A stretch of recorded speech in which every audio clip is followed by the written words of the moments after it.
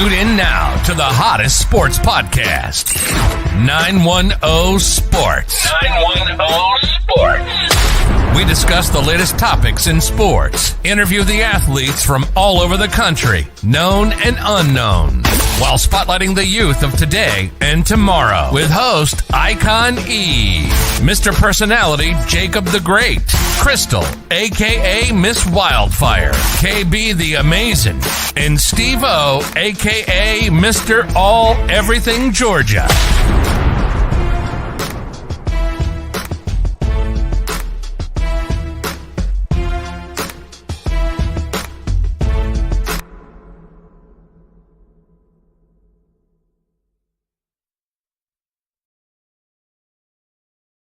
What's going on? What's going on? It's your boy Icon here on 910 Sports, episode number 38. Man, I want to thank God for another opportunity to be here, to be in y'all presence, to be able to come on another episode here, man. I'm always thankful.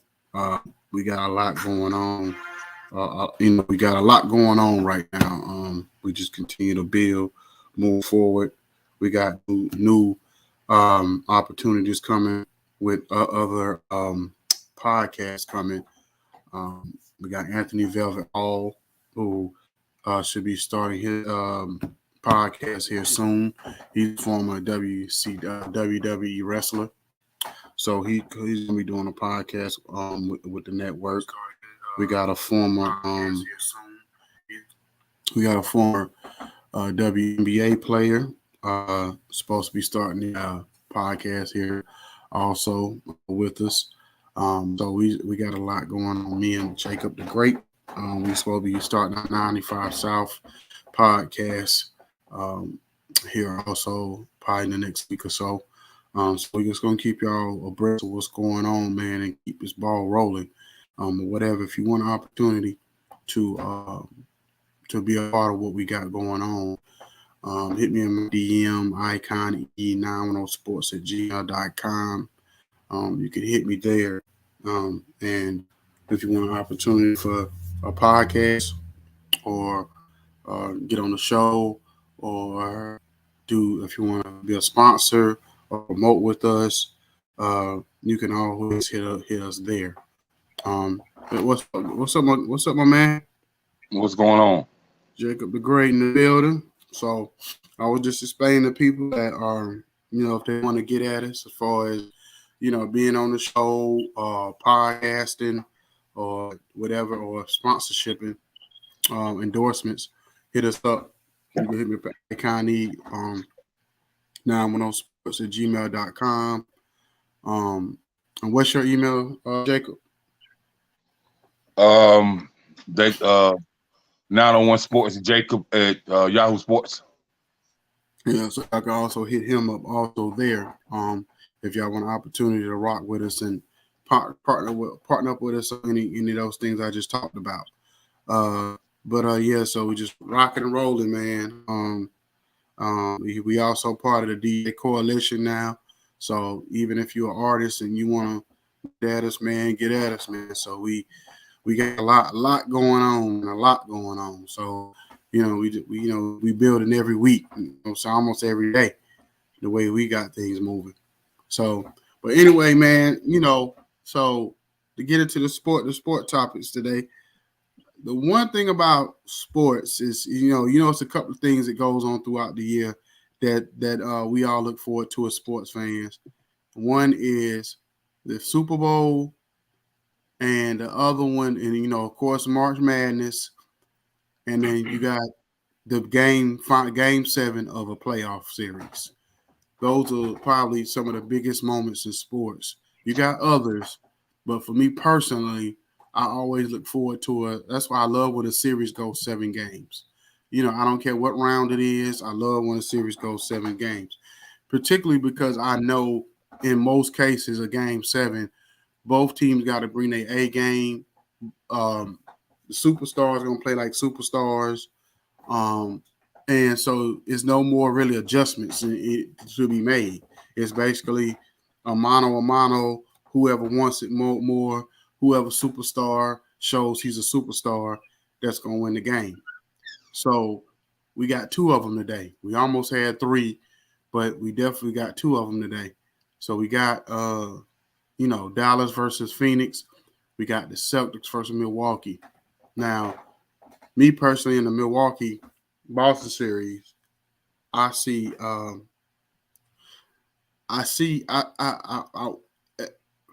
the thing about it is, and it's kind of funny because I see Giannis being that dominating figure and be able to take over a game like this, like a LeBron, or like a Kobe, like a Jordan, even like a Shaq, would take over a game like this, and they might not necessarily be the best team, but they might, that being they have the most dominating superstar on the court, would win this game. But in this particular situation, you got Jason Tatum, who showed last night he definitely, putting himself in that top, getting close to top 5. I wouldn't put him top 5 yet in the NBA, but he's showing that he's capable of playing like a top 5 player. Even Jaylen Brown is having big games, and of course, Marcus Smart's going to give you those moments. So, me personally, I almost see. I'm leaning towards Boston and the fact that they're at home. And, without Chris Middleton, I think that might finally catch up with Milwaukee. So I'm leaning towards Boston in this final game. What's your thoughts on it? Well, I've always said that Chris Middleton was that guy. You know that. I told you that last year. Mm-hmm. Yeah. I said without Chris Middleton, they're not gonna win, man. Mm-hmm. Cause Giannis can do all he's doing. And Drew been playing good, man, but he definitely poured his play in bits and spurts. Mm-hmm. So I think that the way Boston is moving the ball with constant rotation and the way Tatum is getting off, and then you got Brown getting off and you got Marcus Smart getting off and give you some offense as well. And you got the silent killer, man, that be creeping up on you, and he have them points that nobody talk about. Al Horford have them points that people don't talk about. Mm-hmm. You know what I mean? And he didn't develop a good 3-point shot. Exactly. So Boston really, really coming, man. They coming. So it's gonna be interesting to see what Milwaukee do. If they can get past Boston. And to see, the key is too that Robert Williams is supposed to be that anchor guy in the middle, and to be able to be that big man that can switch on pick and rolls and all of that. And he missed the last couple of games. And basically, to be honest with you, they probably should have won both games without Robert Williams. Somebody said that Middleton might try to play tonight. Yeah, I mean, he could, but what is he going to really give you after being out for a minute? You know what I mean? But with that injury that he got, I don't know, man. I don't know, man. That's a hard ass. That's like Grant Hill coming back when he ain't supposed to come back. Yeah, that's a hard ass, man. To ask that man to come back, and that and as tense as that game gonna be, it ain't like a regular season game where you can say, well, we're gonna bring him back against Sacramento on a Tuesday night, and you can kind of ease them in. If you got a type of injury that Chris Middleton got with an MCL, you got how hard and intense you got to play in the game 7. I wouldn't even chance it. You know what I mean? I wouldn't. You mess around and have a Durant situation from a couple of years ago. I wouldn't do it. I just or a Klay Thompson situation. You know what I mean? Exactly. So I wouldn't. You don't want to end up ruining the man. They didn't ruin the man's career over something that basically, if they're a young team, they can bounce back. If they lose tonight, they can bounce back and possibly get back in the mix next year. That's just part of sports. You can't win every year. You know what I'm saying? Right. This notion just because you're a superstar and you this and that you're supposed to win every year. You know what I'm saying? Jordan just made it cool for that moment, but that's not reality for you to win a championship every year. You know what I'm saying? Once you start winning, that's not reality. You know what I'm saying? So, And so getting over to the next series, Golden State and Dallas. Phoenix and Dallas. I'm actually afraid for Phoenix just a little bit, because the reason why I'm afraid for Phoenix just a little bit, because Dallas is kind of almost like bigger and like they bigger and stronger at every position. Sort of like when Milwaukee played against Phoenix last year and Milwaukee exposed Phoenix's size. And Dallas is doing that now. Like Luka doing whatever he wants. Luka just But posting but things up. but they're not gonna win this series, man. Dallas not gonna win this series. Nah. Dallas ain't got enough bench presence. Dallas like Luka overrated, bro. You think Luka overrated? What? Yeah, overrated, bro. Bro, you can't possibly have 38, 40 points and then have 12 points, 4 rebounds, and 2 assists. You overrated. When the other night when the whole other team, when everybody else on the team was getting off and Phoenix should have won that game, and Luka ain't really get off. I mean, that's one game, but Luka most times in these games he carried them. What has Luka ever won? Like, what has he ever done? Like, I mean, he only in the league, but it's only his 4th year in the league, bro. Man, he's still overrated, man. They give Luka more props than they give anybody else in the league. Nah, bro. I mean, I get the league doing that because, like I told y'all the other day, they've been trying to make Luka the face of the NBA since he got there because of the international. But why would you like? I don't understand this, man. Like, this is what I don't understand about America, man. We such a backwards ass country. Why would you try to make somebody face the NBA that ain't even from America? Like, do you know how gung-ho stupid that sound, man? That's just like telling me that you seen a cow on top of the moon. I get what you're saying, but I still believe it's more because of the fact that because they know it's so much money overseas. You know what I'm saying? Well, I mean, if you're gonna make him the face of the NBA, you might as well make Putin the owner. Yeah, because think about what the NBA been trying to do for the last several years, and the NFL been trying to do it, been doing it, but the NBA want to go that route too.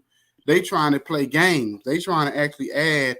That really, be honest with you, if they add another NBA team to the NBA, it's gonna be an overseas team.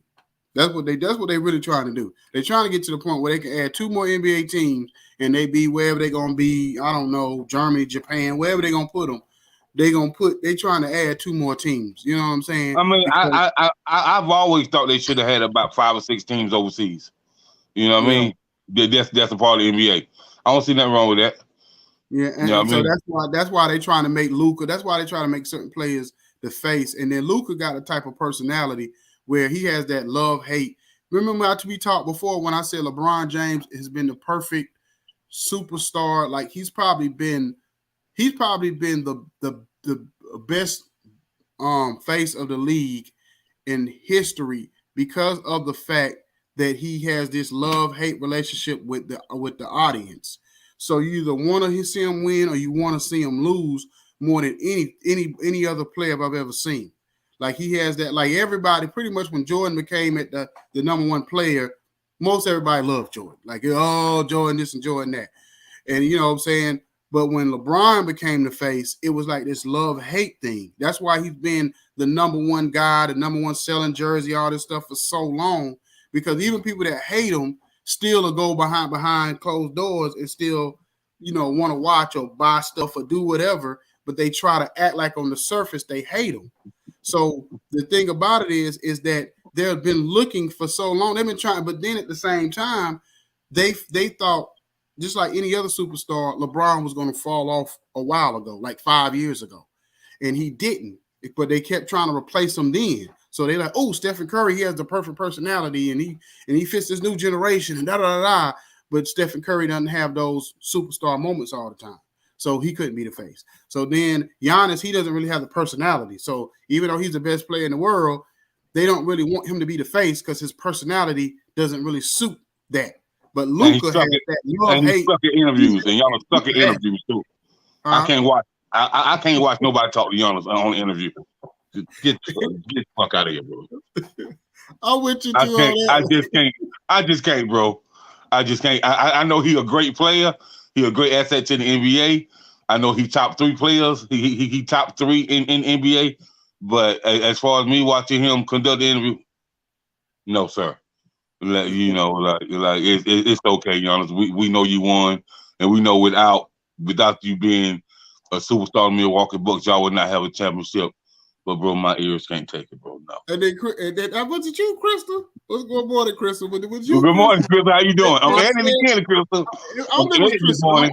I don't want to put it on Crystal because it might have been one of the other 2 guys that said, back at it again. Oh, I ain't never heard nobody say Baby Bird. And I've been hearing Baby Bird all this week from all the commentators calling him Baby Bird. But everybody keep telling me they ain't calling this boy Baby Bird. And I said, no, I've been hearing, I know, of course, we know Shannon Sharp calling that, but I've heard a couple other doing the games, them calling him Baby Bird. And they smoking crack. Huh? They smoking. It was me. Yeah, and Jay Williams. I heard him and Jay Williams and them was calling him that, and KP and them was calling him Baby Bird. This week when I was watching them talk, they was calling him Baby Bird. So I'm like, at the end of the day, that's why I said he's the perfect replacement if you want to make a face of the league for the NBA. I'm not saying for us, but for the NBA, he's a perfect replacement to be the face of the league past LeBron because people love him. Some people love him. Some people hate him, but he has the personality to go with it. And that's what they look at. What do you bring off the court too? What do you bring on press conferences? What do you do on the court with your mannerisms, all that kind of stuff? That's why they've been trying to make Luka the face of the NBA. That's why you go with this Luka mess, man. Stop, bro. Nobody care, bro. For real, nobody care, bro. Nobody care, man. You think about what's going to make what's in the numbers. You put a Dallas game on TV. Well, who really gonna draw the numbers up? Like the NBA when LeBron is not in the playoffs, whether you hate it or love it, the numbers don't nobody watch Dallas, bro. You know what I'm saying? The only team in Dallas that get watched is we already know who that is. It ain't no damn marriage, bro. Stop it, man. Cry me a river, Timberlake. Cry me a river, Timberlake. Stop it, bro. And I don't know why that ain't nobody. The only time that Mark Cuban get watched is on Shark Tank. So ain't no goddamn Dallas Mavericks. Ain't no damn Dallas Mavericks, man. Don't nobody want to watch no boring ass Luka play, bro. First of all, and that's what's wrong with America right there. We like mediocrity. We like average. Because for the Dallas Cowboys to be the face of America for the last 20 years, 15 years don't make no difference. What you want to call it. It's called money moves, power moves. We should be ashamed of ourselves to make the Dallas Cowboys the face of America. Who would want to watch Dallas Mavericks, bro? Honestly. You're gonna say that Luka not exciting to watch? Like he's not. Luke is not a pimple off Dirk ass, bro. In no way, shape, fashion, or form. That ain't what I said. Exciting to watch. That's what you and the Cuban brothers are thinking. So I know you was on the phone with them last night. There's a difference between being the best player and being box office. It's 2 different things. You could be box office. Kyrie Irving is box office, but you don't have to share your connections, Icon. I know you and the Cuban brothers was on the phone, and you said I'm gonna bring it up on my show in the morning, and then after I bring it up on my show, I'm gonna eat some grits, eggs, bacon, and have my coffee. So I already know what you're doing, man. Like Mark probably gonna give you. I'm just saying, it's inevitable. You watch what I tell you in the next couple of years. Make sure you share the check with 901 Sports that Mark gonna send you. I'm telling you, if let Luka win this game tonight. Let Luka win this game. He won't. I'm telling you, he won't. If he win this game tonight, he won't. Watch how they pump his brand up. He win this game tonight. He just got to get to the finals. Yeah, he got to win. He has to win, and they do want him to be. I think it's more than one face of the league, right? Because I think Curry is one of them. LeBron, like you said earlier, LeBron has sustained. He was supposed to fall off because any other time a player typically falls off. I think LeBron's been the face longer than anybody since I've been watching. Nobody's been the face as long as LeBron's been the face. But I think you talked about Giannis, but Luka is as painful in an interview as Giannis is. But they well, Chris, though, to be honest with you, let's just put it on the table. as soon as they come and say, well, we got live press with Dallas Mavericks, I instantly turned the television. So I never watched a Luka interview, man. I don't watch no Dallas Mavericks interview. Hold on. You know, Let me take this I 30 never second watched the break. Dallas. Hold on, Jake. Let me take this 30-second break. We go back with the rest of what you got to say. It's 910 Sports.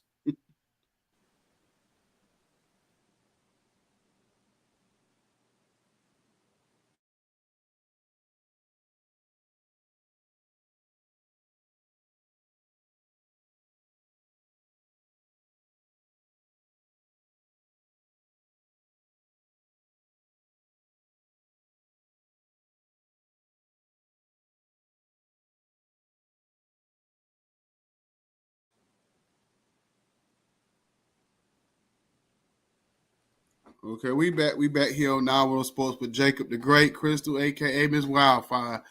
So what was you saying, Jacob? Now, I'm like, listen, bro. You. Every time somebody say, I can say I've never watched a whole Dallas game. My baby sister watch every basketball game that's known to man, whether it's WNBA, whether it's NBA, whether it's college, and she even catch some of the high school games on ESPN too. And so, you need to be on the show. She watches the G League, all that, man. So she be on the podcast. I said, who you watching? She said Dallas and such and such. I said, okay. I might sit down for 5 minutes, man. I was like, nah. And then, she be watching press conference. I said, what? I was like, no. And then if it come on while I'm watching, if I'm watching the end of the fourth quarter, something like that, maybe like 3-4 minutes, and then they come on Dallas press and turn to somewhere else, bro. I'm not watching no Dallas press conference, man. See, that's the difference. Not no damn Mavericks, man. That's between the difference between me and you. You thinking about it from your opinion or what you don't like. Like, I don't like chocolate ice cream, so don't nobody else like chocolate ice cream. No, man. I look at it from what everybody, what the people, the powers, how they look, how you hear them talk about certain players every week and everything else. So how Jason Williams, and JJ Redick have this opinion to like really include the young people of what's going on. I don't want to step on any toes, so let me say it this way. Yeah, okay, I understand. Yeah, that's what I'm saying. I'm not saying what you're saying is wrong, but what I'm saying is, from if you listen to every week, when you listen to Undisputed, you listen to First Take, you listen to any of these sports shows, they talk about you hear them talk about certain players more than others. You know what I'm saying? When they have a big game, like if Bradley Beal have a bad game on a Wednesday night, nobody's gonna talk about that. But if Luka has a bad game, it's talked about. If Trae Young has a bad game, it's talked about, or a good game or whatever. So, you know what I'm saying? Bradley Beal got to put up 60 for them to even bring his name up in the conversation. You feel what I'm saying? So we already know Bradley Beal, he's not going to ever be the face of the NBA. You know what I'm saying? So that's what I'm saying is like, unless you definitely why he in DC. But that's another conversation. So you and Crystal think Dallas is going to win a championship with Luka? The only problem, because I think Mark Cuban. Don't nobody want to play for Dallas but Luka. Look at the people that play with him. They look miserable out there, bro. Like, oh my God, why am I here, man? Like, but why though? Man. Like, why? Because Dallas is a nice city, so it's something else. It's not a good market for basketball at all. No, it's not. I'm not saying the city itself. It's a nice city because Atlanta's a nice city, but for some reason, nobody like coming to Atlanta to play. But Atlanta, we already know Atlanta's popping. But your team is terrible. What do you mean? Huh? The team is terrible. Well, I know that, but that's what's my point was because the team is terrible because the ownership and the management, like in Atlanta had. You think about who Atlanta done had over the years. They had Lou Williams. They had Joe Johnson when he was balling. They had who they had all on that team together. What's my man name? Josh Smith. They've had Jamal. They've had a lot of like great players like over the years. Name none of them. Huh? Well, I mean, no great players. What you mean? They had average players. They had good players, not great players. They had good players though. But you're gonna tell me none of the players that they had back in the day, like back when they went to the Eastern Conference Finals, when they had them players, you're gonna tell me they shouldn't have kept none of them? The Hawks don't keep none of their players, none of them. They let every last one go. They gonna mess around and mess up and let Trae Young go at some point, and he the one at least he making people come to the games. Like most of the case, you can go to Atlanta Hawks game in any time of the year and get in for I like try to tell you, man. LeBron or Steph Curry, somebody or KD is in the building playing. The only reason why people want to come to Atlanta is to get chicken wing and to go to Glass Night Restaurant. That's all. But Mark Cuban to me is the fault of Dallas because he's the most overrated owner because have they really even tried to put together a real team? No. When have they really tried to make a trade? You can make a trade and get somebody over there. They could have made a trade for a Bradley Beal. They could have made a trade for a certain players. When they made the trade, who do they go get? Spencer Dinwiddie. You gonna tell me that's the best you could have done? Is Spencer Dinwiddie? You know what I'm saying? You couldn't have made a trade for nobody else. You couldn't have made a trade. You couldn't have got CJ McCollum over there to Dallas if you tried hard enough. You know what I'm saying? So I don't think they do a good job of even trying to put the right players around Luka. So if you ask me if they're gonna ever win, not while Mark Cuban is the owner, no. You know what I'm saying? Because I think he overrated as an owner, as a basketball owner. He a great businessman, but a basketball owner, he not that good at it. You know what I'm saying? And then man, I just think that these owners that care that own these basketball teams, they can give two shits about the basketball team, bro. They just see I'm gonna own, I'm gonna make money, like, but you gonna make money, but in a losing effort, man. Like it's like nobody wants to come and play with your team. Like you only gonna pay like one guy, two guys tops. You know what I mean? Like you gotta spend the money. You gotta spend the money. You was a stingy ass dude, man. You know what I mean? You know, so I mean, you know, I just can't watch that, but I've never watched Luka do an interview though, Crystal. So I wouldn't know how he interviews, man. But you know, Giannis just killed my ears, man. My damn eardrums be like. But the media loves Giannis though.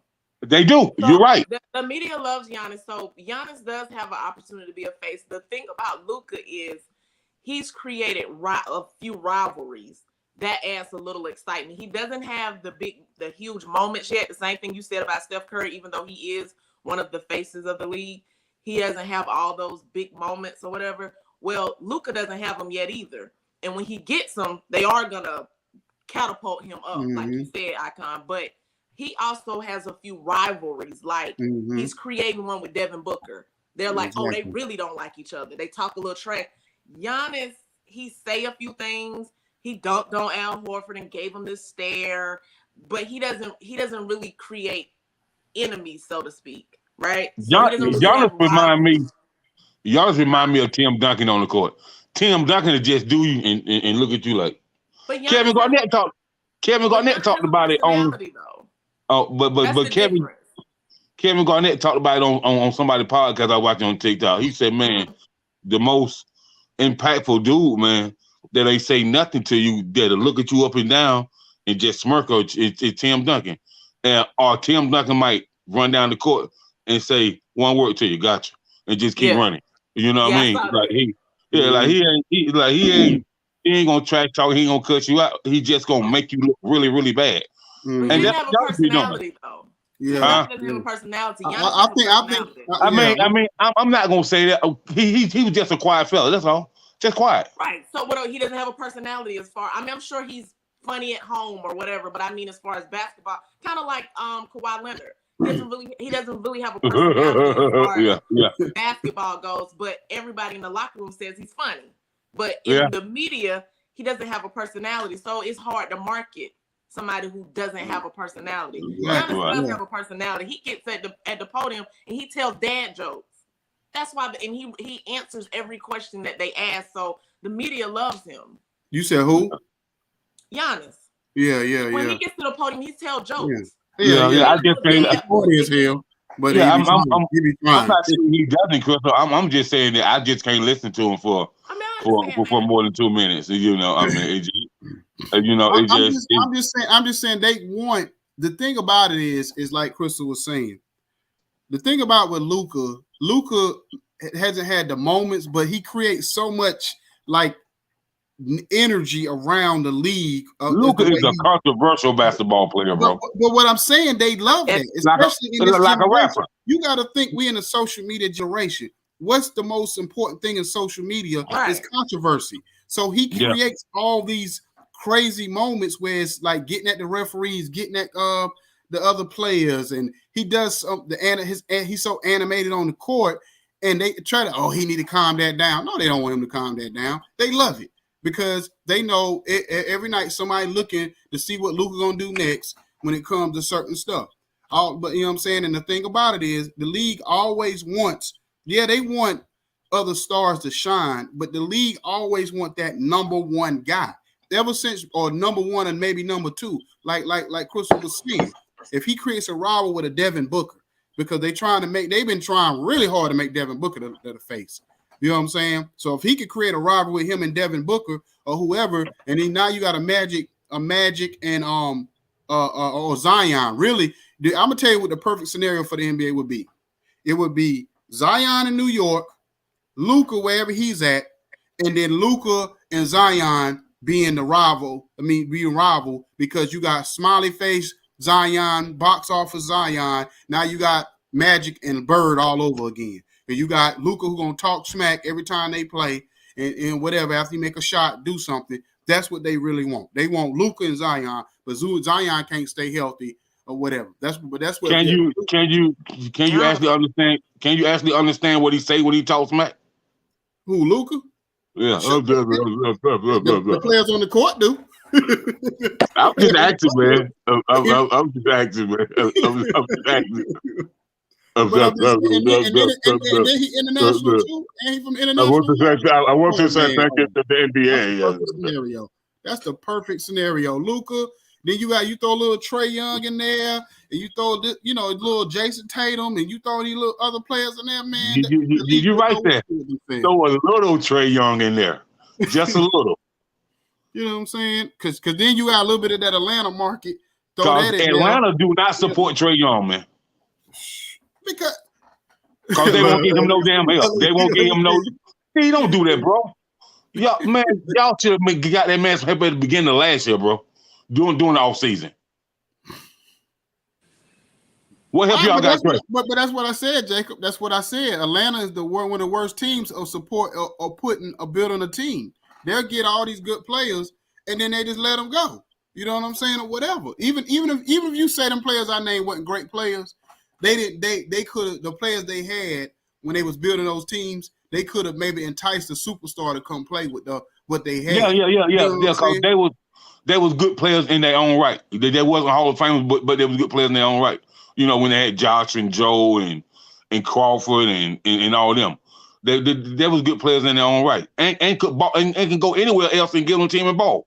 Yeah. But when they would have kept that, and then you could have enticed, let's just say for argument's sake, you could entice the LeBron to say, ooh, they got a team down there if I come with them. Or they got KD, or KD be like, "Oh, they got a team." You know, KD like to jump on something. Oh, they got they got Joe Johnson. They got this. They got that. Let me jump. Ain't nothing you can say, man. You gotta say, Steve. They have a 60-win team. Why did you need LeBron when you have a 60-win team? LeBron wasn't coming to Atlanta. LeBron wasn't doing that. They kept the core together. They kept them same guys together. They won 60 games. Now, are they wrong for keeping a 60-win team together? But they let them go. They let him go. See what you talking about? Work. They had Mike Woodson in here. It didn't work. They blew it up. They brought Coach Bud in. Coach Bud brought his people in here. You had Al Horford sitting over there, Jeff Teague, Dennis Schroeder.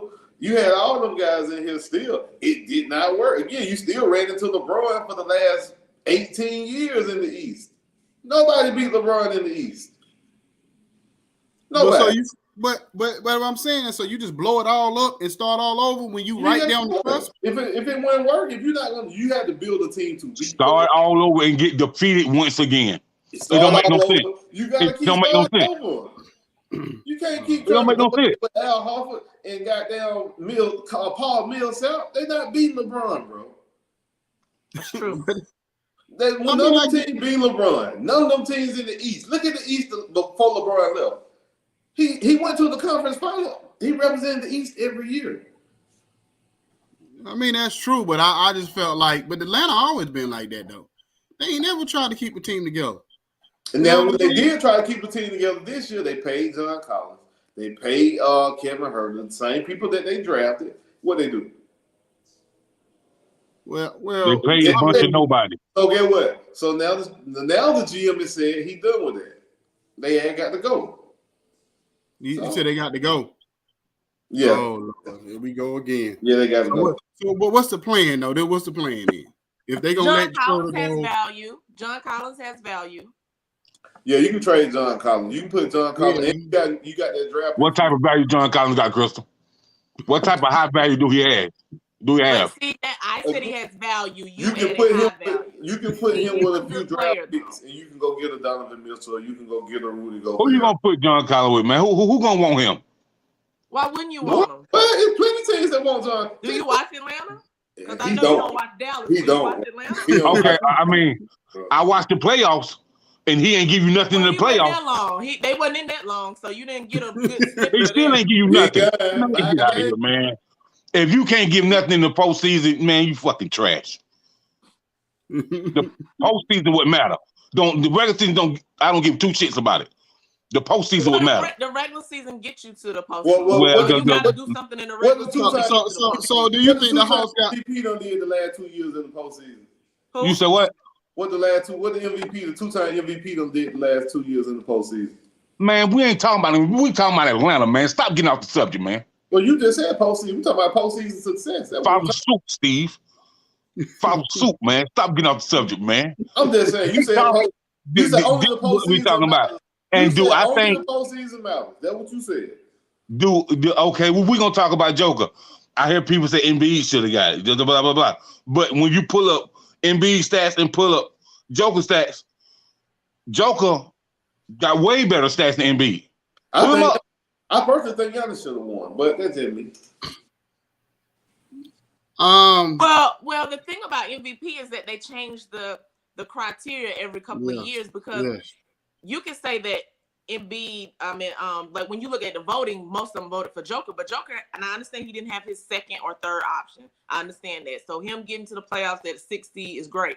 But a couple of years ago when LeBron was at 6, they said he couldn't get it. Yeah, because he went good. That went good. Because he only got his team to 6th place. But when Joker did it, now it works because of his PER. His PER is high. Now PER is the big thing that they selling or whatever. Well, Embiid got his team to 4th place. So that alone, and their numbers are really close to each other. It wasn't Joker ain't blowing him out the water or whatever. Their numbers are relatively close. And he got his team to a 4th seed. Plus he had to what you call close, Crystal?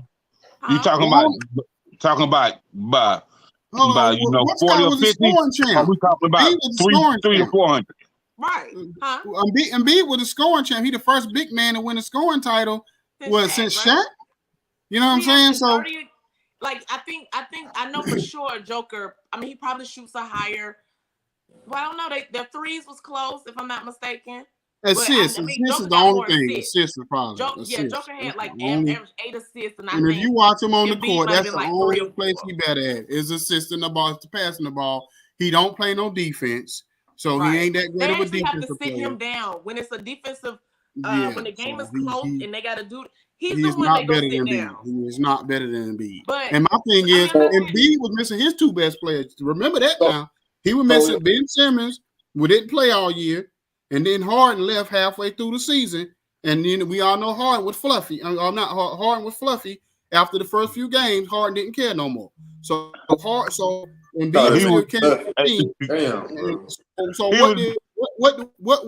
did he really have? What did Embiid really have? So hold on. So let me give you the numbers, right? So Embiid averaged 29.8 a game.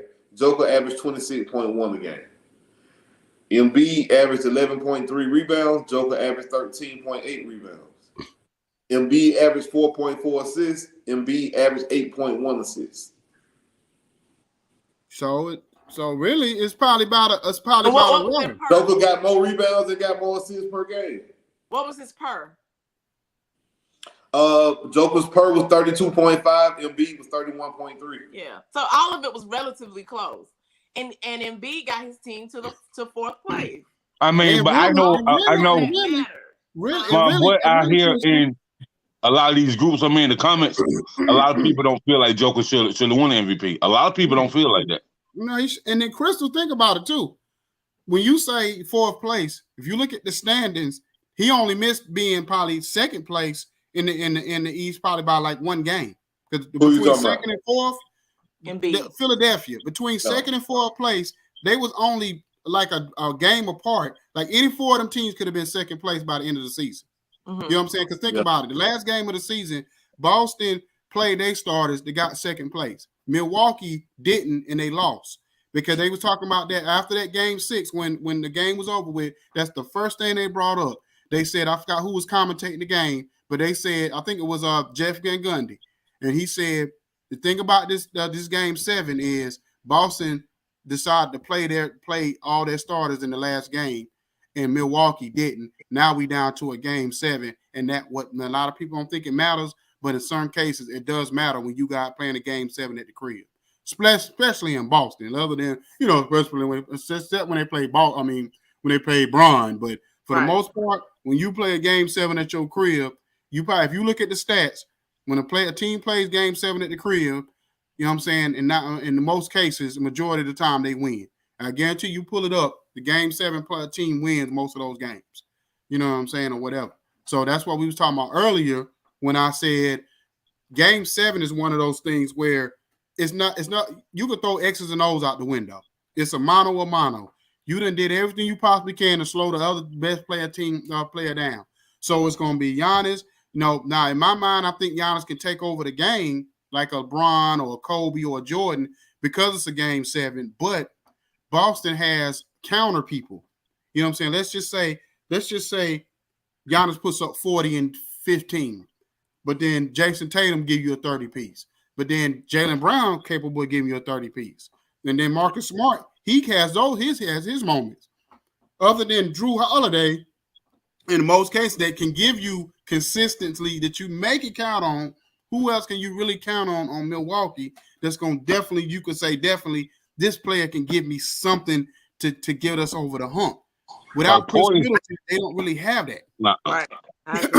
I would say Boston has a better supporting cast. I think Boston, like you said, Milwaukee just got people that have spur of moments. Your boy Grayson Allen been playing lately. Shout out to Duke. No, not lately. He ain't been playing well. Not in this series. Y'all need to stop this. Last series. What you done this series? He ain't did nothing this series. Nothing this series. Have you been watching this series? He had one good game. I think he might have had 15 or 16 because he could hit. He was hitting well. He has played well this series. I definitely agree with you, Icon, about Boston got them players that can, and then who you looking for to give you something Milwaukee? Portis, he ain't gonna do it, bro. If you wait on Portis to give you a 30 piece or 35 piece, you might as well get your jet ski out today and go pick up Crystal and let's go ride.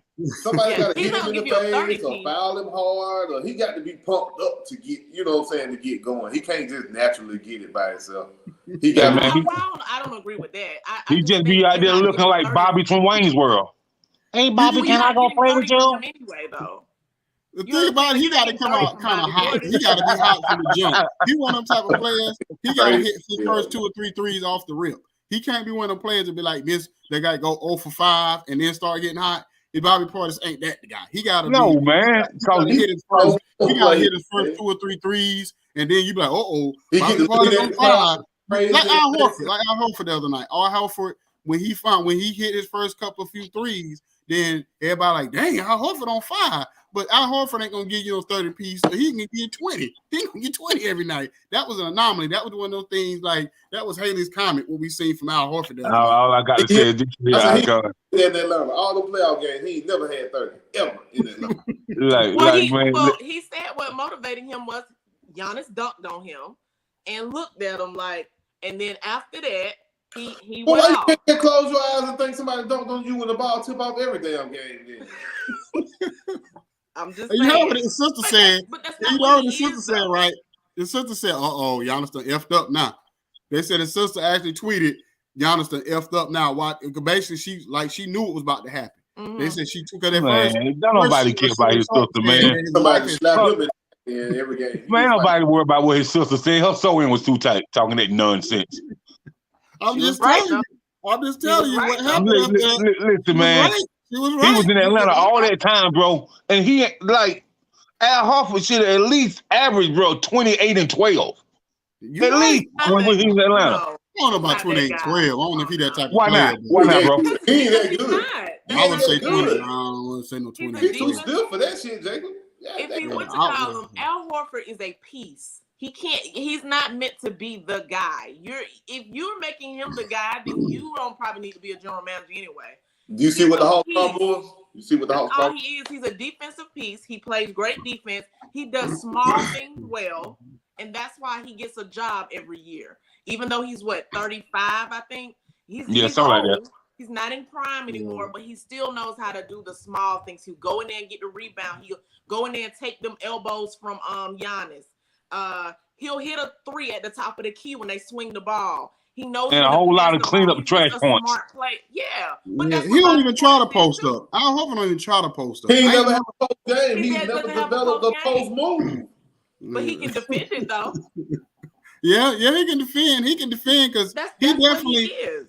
He definitely getting Giannis. He's definitely making it hard on Giannis. I'm not saying he's stopping him. That's all he's supposed to do, Icon. Yeah. Can you imagine? Yeah, bro. We had all them big guys. We had Josh Smith, Al Horford, Paul Millsap, and none of them had a post move. Nobody. That's coaching, though. Yeah. That's coaching too. No, there ain't no coaching, Icon. If you that big and you ain't developed no post move by the time you got to the NBA, your ass ain't gonna have none. Get your sorry trash ass out the door. Bye. Okay, let's take another quick break, man. We'll be right back. Everybody calm down. Nah, what else was?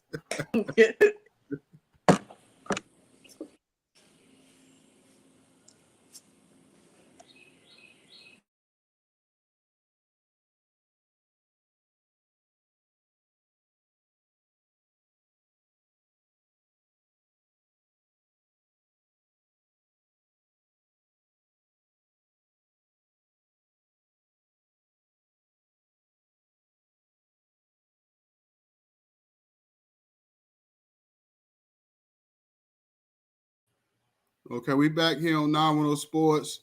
Jacob the Great, Crystal, Steve O, Mr. Georgia, everything in the building. So we back here. Yeah, man. So go ahead. Back to first of all, you know, if you ain't developed no post move, you don't have no post move. So it's trash. So we're gonna jump back on Bobby Portis, man. You know, I just think he weird. I think that I just think he can give you some. He can give you some good to get up and go. You know, he got his moments. You know, where he come through. But you know, every time I see him with the goggles on, I just want to be like, "Hey, little Bobby, can you come outside and play? Come on, Bobby, come on." Yeah. I mean, I'm just saying, man. It's a weird looking dude. He had on a full t-shirt. He had that ball in a full t-shirt, 2 knee sleeves. You know what I'm saying? He got the high socks on. He's just old school, man. That's how I see he just look like that. He's like that dude in the neighborhood where every time he come out, he be like, "Oh Lord, here come Bobby." You know, you're gonna get elbowed in the face. He just like that cat, like, "Come on, y'all, let's play." He got the ball in his hand. He just doing one of these moves where, you know what I'm saying, he ain't going nowhere, but his head moving. But you know what I'm saying, like he faking you out, but all he doing is faking you out with his head. And you just sit there like, man, he just look like he just elbowed 2 people at one time.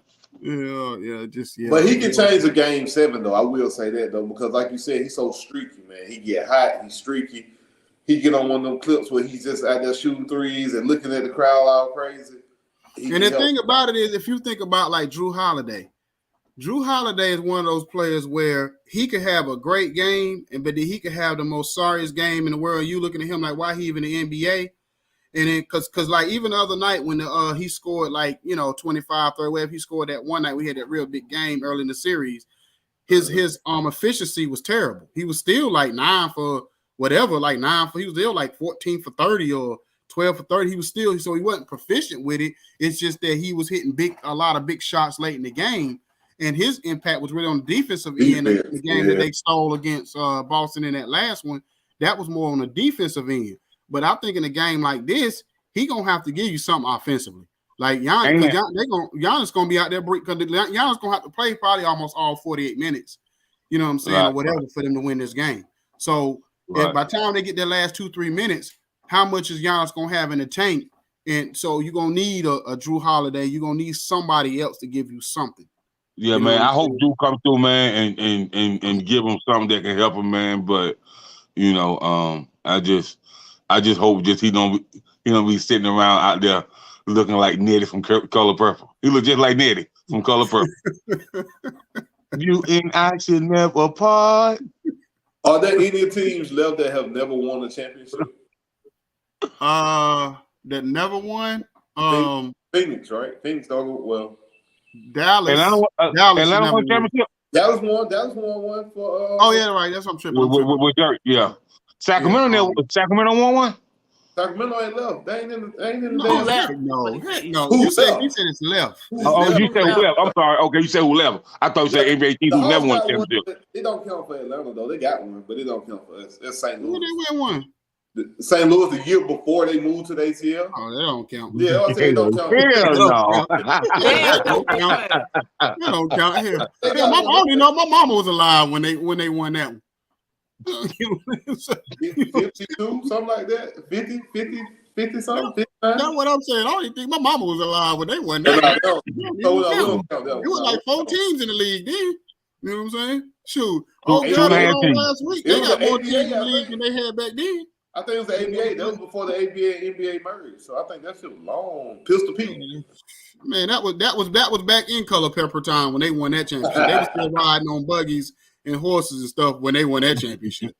You know what I'm saying? That was post pre-slavery. That was between that time.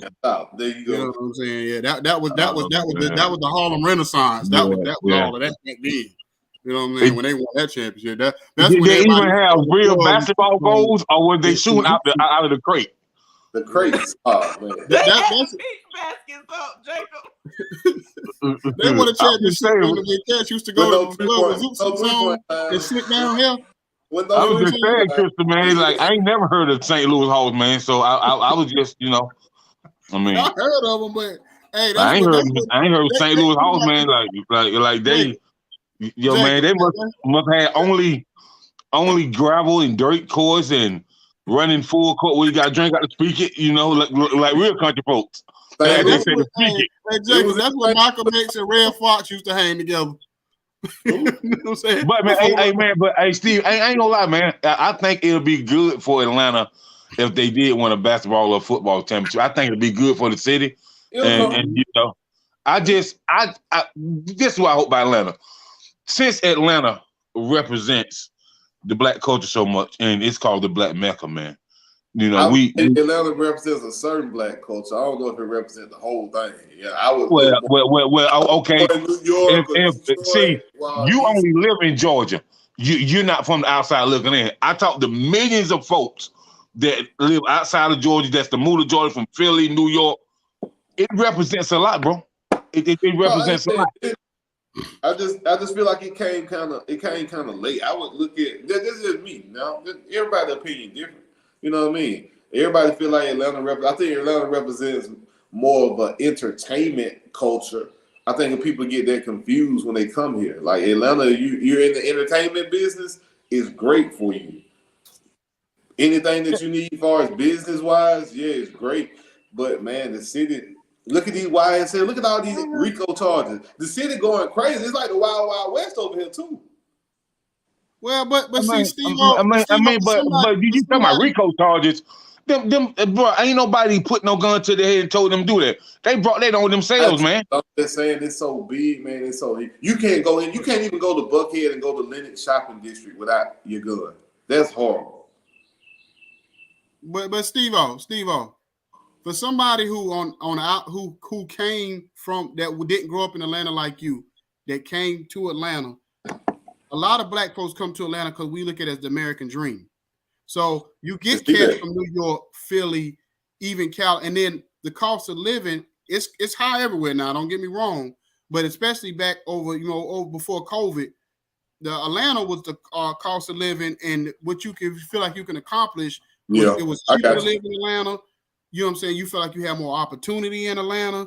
So a lot of people don't just come for the entertainment purpose. I know a lot of people who move to Atlanta thinking they can create a better life, whether I don't care if they're a banker, a construction worker, whatever it is. So, you know, if they're in tech, whatever, they feel like they can move to Atlanta, especially because of course, y'all know I go all over the country. The energy in Atlanta is different. It's a different type of, the hospitality is different. The food is different. Everything in Atlanta, it's just a different type of, especially when you Black, it's different. You feel like it's almost like if you say, somebody say first time they went to Africa. For a foreign person who never been to Atlanta, who they ain't never seen, especially if I'm a country person or somebody. I can see somebody been Mississippi, Alabama. Yeah, if I come to Atlanta, it's a totally different world for me or whatever than anywhere. Now if I come from New York, Chicago, it may not feel that much different because it's a bigger city. But if I'm come from bum whatever, Mississippi or Alabama or Louisiana, I might look at Atlanta like, man, boy, this is a spot. You know what I'm saying? That's all I'm saying. You know what I'm saying? Yeah, no, that's real because a lot for me it changed the turn after Katrina. Because me and Ken talked about this yesterday. We talked about rivalries in the NFL. When when that Katrina hit and everybody came up here from New Orleans, and you had the Saints fans that invaded, now the Falcon fans and Saints, the rivalry. Yeah, I got that from a lot of people. Like, man, Atlanta different. You know what I mean? We don't get this from everywhere else, bro. You don't see Black officials. You don't see Black politicians. You don't get to see Black police chiefs. Like, you'll see Black communities, but those people of power are still, different. Yeah, because I'm gonna tell you like that. The first time I went to Atlanta, when I came down here, my sister and them had been here years before I got here. And the first time I came to Atlanta, me and my brother-in-law went to an Applebee's around there. Applebee's that me and you met at. And the first time I've been there, and I was blown away when I seen the management all Black, when I seen nothing but Black people all over the room. You know what I'm saying? Like it blew my mind to see this. I was like, I ain't never been, I'm come from this small town in North Carolina where we mixed all in.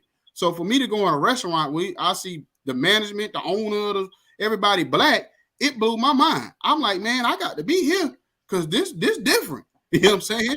So that's why I said it. I don't think the football team will win because you don't have an owner that's in tune with the culture. Whereas the Hawks just got a new owner, and he's in tune a little bit more with the culture. He's younger than Arthur Blank. You know what I mean? So I think Arthur Blank, I think that's the problem up top with Atlanta, especially when it comes to football and the Falcons. I really don't see us winning until he sells. Because speaking of that, what y'all think about Magic Johnson trying to buy the Broncos now? Oh, Magic done jumped in? Yeah, Magic done jumped into the fray. He trying to buy the Broncos. They gonna block it. They gonna block it, bro. You think they'll let him before they let what's the other dude that owned the Weather Channel that was trying to do it? You talking about Brian? You think they'll let him have Magic before they have him? But I like if it was another team besides like a Denver or a Green Bay or somebody like that, man. Like them folks like that different, bro. I just don't think they'll do it, bro. You know what I mean? I think they'll try to block it, man. That's just my personal opinion. Do I think Magic be a great asset? Yeah, because Magic know about the sports business and stuff like that, man. And Magic is a brand in himself. You know what I'm saying? Right. So yeah, I think they blocked Oprah. You know what I'm saying? Who's that Oprah that was trying to buy? Huh? Oprah was trying, but again, because I think Oprah and Jay-Z was trying to put together a team, like what they call a financial team or investment team. Oh, okay. A few years ago, I think they tried to come together, put together a team, the buy team, but I can't remember who they was trying to buy at the time or whatever, who they was trying to get, but I kind of agree with Jacob. Like when I heard Denver, I'm like that's an odd kind of connection. You know what I'm saying, like he used to into the West Coast teams or whatever, because out there in the West Coast, it's more like it's of course the racism everywhere. So certain things go everywhere, but out in the West Coast, they're a little bit more like open, and they always been like that. Even even during the Martin Luther King era and all of that, the West Coast was not so much on that, racism stuff and making you sit in certain rooms and do all and can't sit in the back of the bus. They wasn't really on that like that back then. You know what I'm saying? So they always been a little bit more open to like letting everybody kind of get theirs. You know what I'm saying? Because back in the West Coast, it's more about if you got money, you can more. Yeah, they might make you pay more, but if you got the money, they'll let you in. You know what I'm saying? But so but like I said, I don't know. Denver is kind of a weird thing. I mean, I think they would be successful if Magic, because wherever he go for some odd reason, they just win automatically. So I think it would be a great situation for him. You know what I'm saying, or whatever. I wish he would pick another team. You know what I mean? I would love him to see him go more to a black area like Atlanta Hawks or like somebody else that he could make his impact on, or some Falcons or whatever. Or you want to be attached to winners though. Huh? I get that, but he can make it a winner. He can make, the Dodgers really wasn't winning nothing. They was winning games, but Dodgers wasn't winning before he got there. No, they weren't winning nothing. No. Yeah, but it's LA. Crystal so disrespectful. I caught that. But LA do have previous championships they've won, so I can understand, why he would kind of want to go there. He said he grew up a Dodgers fan. Oh, okay. But what's his reason for being Denver? He grew up no Denver. Now that part you got. Because they can win. That's why. I think they'll win this year. Who said they can win? Have they done it thus far? What you mean when you say win? Have they done it recently? Freaking Dallas Cowboys. But okay, ain't nobody got no. Okay, so that was some years ago, right? Hey, I need him to come by watch.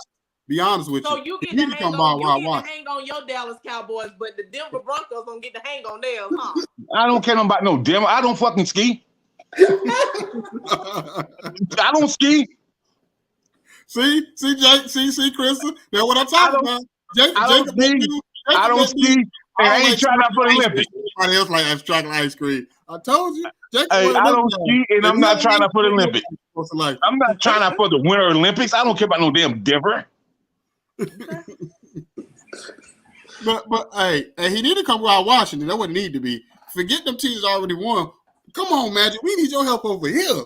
I know my team, sorry. Why, man? So he can get there. We need so he can get him. So he can hang out with Trump and Daniel Snyder and be the biggest criminal in the world. He is buy.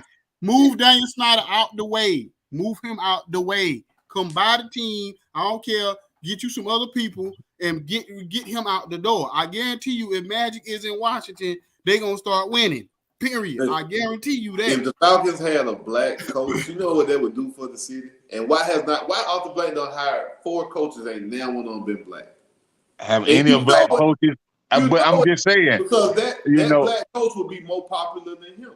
That's why he hasn't done it. He got. So let me ask you a question, Steve. Do you think any like is it been tales that some black coaches applied or like have you heard that?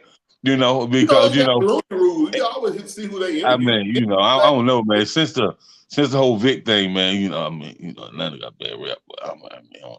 But I'm just saying, man. I don't know, man. Well. I mean, but I would like to see it. I think it would be good for the city.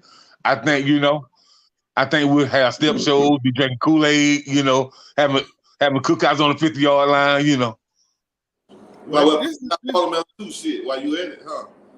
I know it. This is a problem with all of it.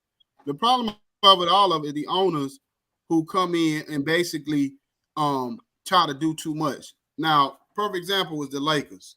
Lakers got a chance, and I told Jacob this on a conversation last week.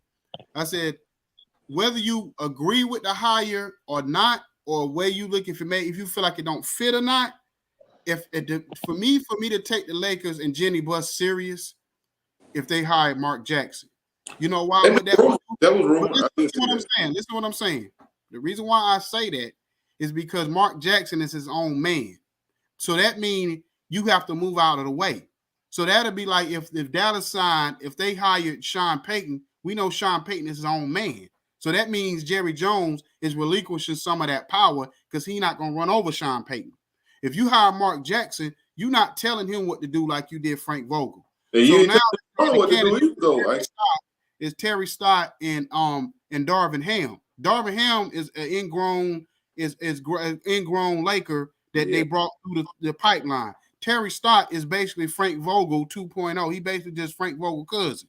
So my thing is you trying to bring another coach in that you can control when things don't go right for you or whatever, and you could tell Terry Stott, well, sit this person or play this person more, or do this or do that. I think LeBron run that team anyway, though. You don't think so?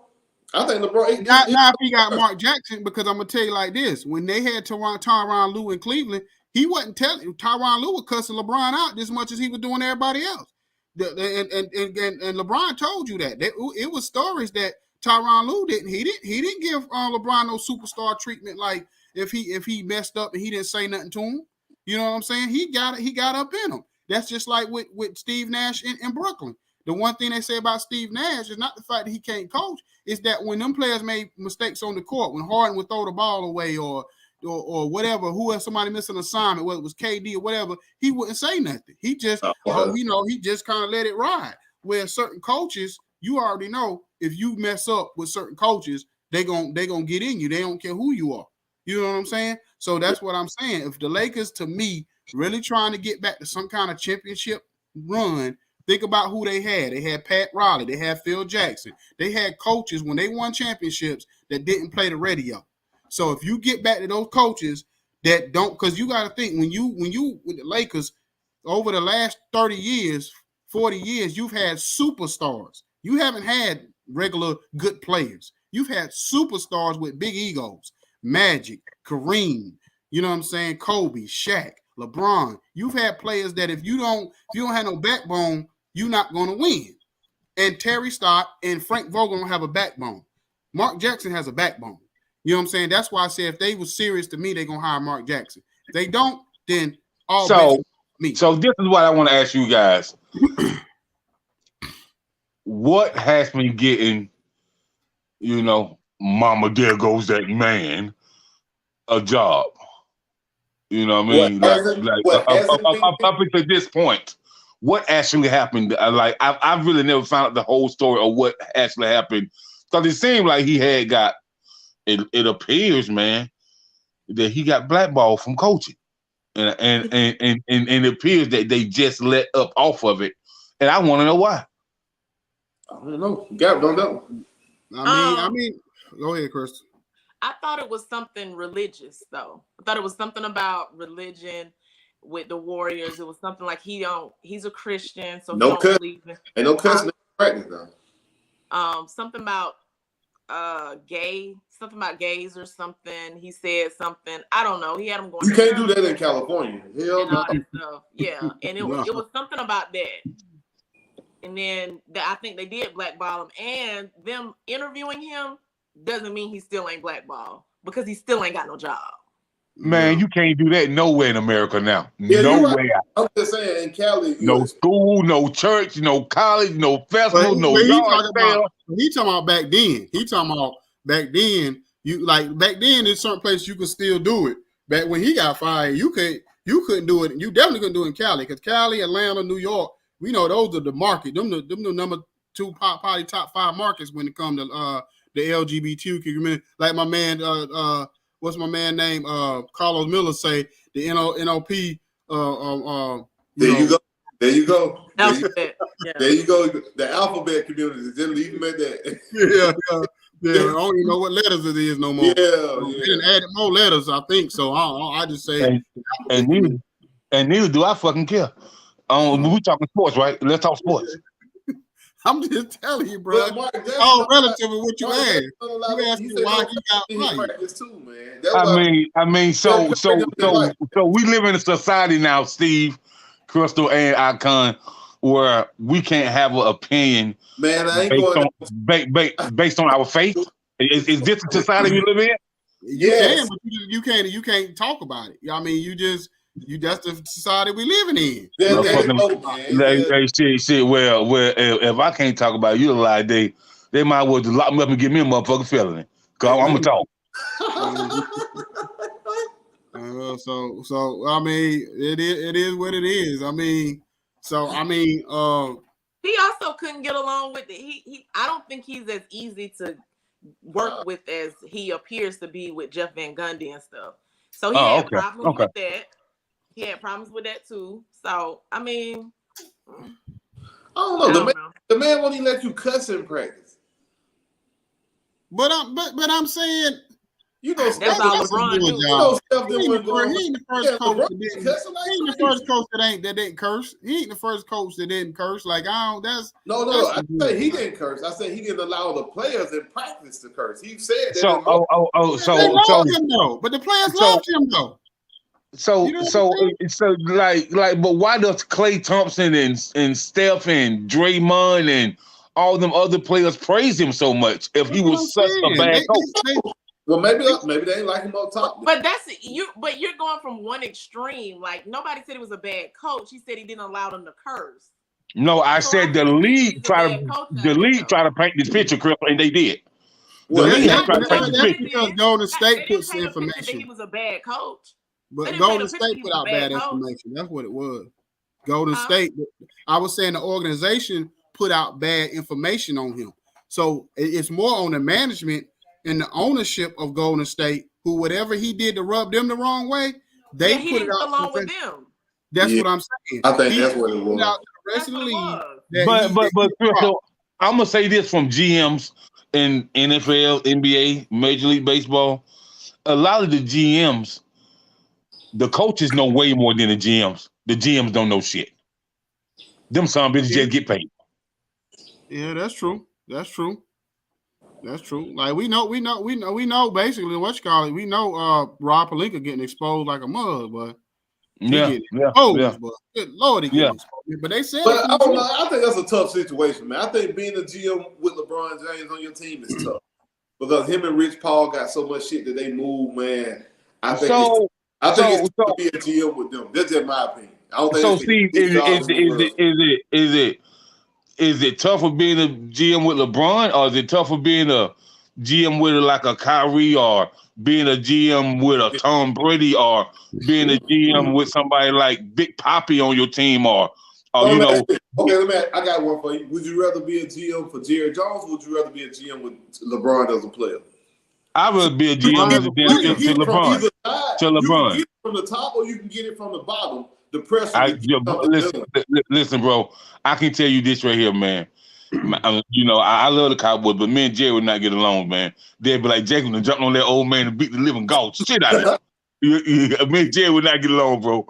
I'm trying to tell you, dog. I'd rather have a player that putting that pressure on me in the agent than to have an owner that's always in my press conference. He's speaking out of turn. He's telling us what we're gonna do this week. I wouldn't want to have an owner like that. I think man, just like you can't just jump in the rate like you said you was gonna say a couple words, but this was mostly Charlotte and Steven interview, and they gave their opinion, but you know. You do realize you guys are my children and you're a part of the team, but you don't own it. I do what the hell I want to do with my team. They wasn't called for, man. Like Jerry's just ornery and old and going see now. He can't remember nothing. That's why they wanted my coach. They said in a blog, Steven said that Jerry started to forget a lot. Believe it. Yeah, they're calling players Emmett and shit. Yeah, man, you man, listen, man, bro, you still can't be on the sideline. Hey, bro, you still can't be on the sideline at 198 years old, man. You 190, man. You need to let somebody else, man, do this, man. Like, man, you old, man. He calling CD Irvin. You know, I got you. Cause he wear 88.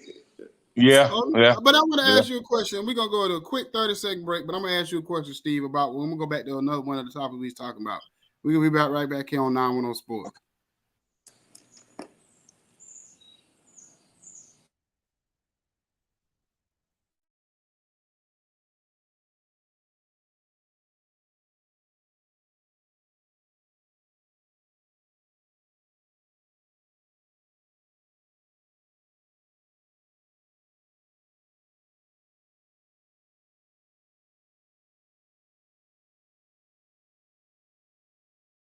Okay, we back here on 910 Sports. So, Steve, I want to ask you a quick question. I want to go back to something we were talking about. We didn't get to finish. So you were saying, like with the Hawks, you was talking about Donovan Mitchell possibly getting traded to the Hawks. Because I think I have seen that scenario of him going to the Hawks. I've seen it because I know they talked about who else was going to leave. Well, it was going to be Rudy. It was going to be Donovan, both or whatever. And I've seen that scenario of them flip-flopping John Collins for Rudy and throwing some pieces. You know how they do all that. So do you think that that's going to, like, if Donovan goes to Atlanta, do you think they actually could win? Looking at the makeup of the East, you're building a team to beat who? Giannis and the Heat right now, probably.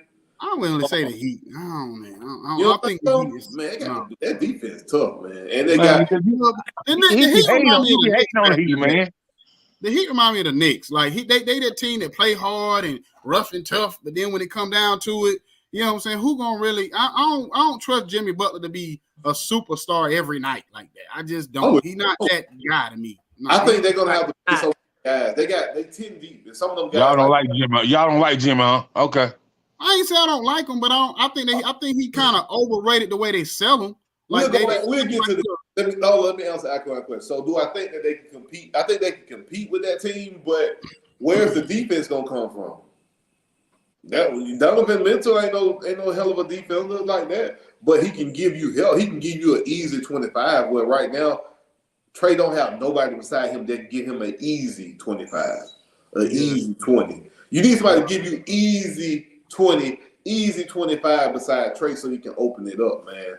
Because the way that he boxed that boy in, a little awful. Yeah, because the thing about it, in the playoffs, they can scheme against him. It'll be hard to scheme against both of them at the same time, especially when Donovan Mitchell got it going. So it'll be hard to scheme against both of them. So all they gonna do is shoot a bunch of shots. Who Donovan Mitchell? Spider go to the basket. Spider won't go to the basket. Spider drive to the basket. He give you some. Yeah, but he shoot a lot of shots. He shoots a lot of shots. Yeah. What question? Who he got to though. He got to. On top of your head, who is the point guard for them? For who? Yeah. Utah? It was Mike Conley. But Mike Conley about 40 now, so he don't even know. He'll have a real distributor. He won't have – I don't think he'll shoot as much. I think he'll have a better shot selection because hopefully Trey will be able to get him in a better spot. Mike Conley don't have Chris Paul moments no more. You know what I'm saying? Like Chris Paul had these moments, the New Orleans Pelican moments. Mike Conley looking like James Harden out there. They just they don't have them moments no more. Don't do it like that. He's like one of the top 3 highest paid players going into the next 2 years, though. Oh, yeah, that's what we need to talk about, too. That's what we need to talk about. So, at this point, this is what I told y'all the other thing. When I seen this, when they said, it's a way they could do a trade to get James Harden to the Lakers, they do that. I'm completely out. I might not watch basketball next year. Y'all put James Harden.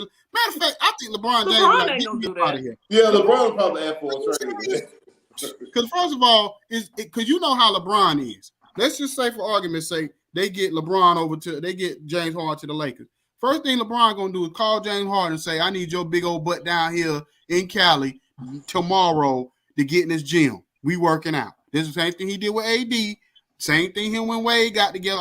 Everybody he got with, I need you down here. Carmelo, everybody. Carmelo would look the best he did in 5 years when he got with LeBron last year. So is James Harden gonna be willing to do that if he go to the Lakers? Hell no. My question is, would you even sign, like they talking about these different ways they can sign them, because they talking about where they could do like a 4 or 5 year deal where they sign for $30 million instead of 40-something million. Hell would you even think, I don't care what I told you, bro. The way you look, I'm not giving you I give you 10 million, I give you 15 million, 20. About 15, yeah. I ain't giving you no 35, 40. Nah. So what you think about that, Steve? No, man, James Harden, I think he might have hurt himself because remember he didn't turn in that paperwork to the 76ers at time. He's technically can be a free agent. They don't have to pay him because he didn't turn the paperwork in. So he's technically an unrestricted free agent, but they've already got like a gentleman's agreement that he's supposed to re-sign and they're supposed to give him that Like, nah, man, we can't go off that same numbers because you're just not the same player.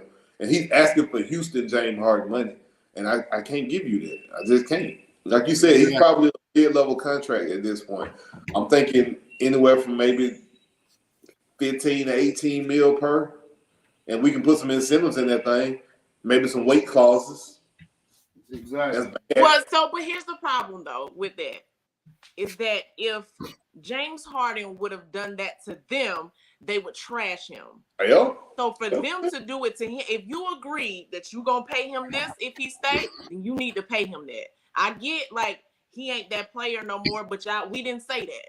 That ain't what we said in our agreement, our unspoken agreement. Because had he done that to them, the media, ESPN, all of them would be trashing him. So owners shouldn't do it to him. If you told me, Steve, that I can sign for $40 million next year if I stay here, you better give me my $40 million then. But you ain't turning the paperwork. What paperwork? That was he's supposed to submit something to make sure that he opted in until he has a player option. They didn't turn that in time. Oh, okay.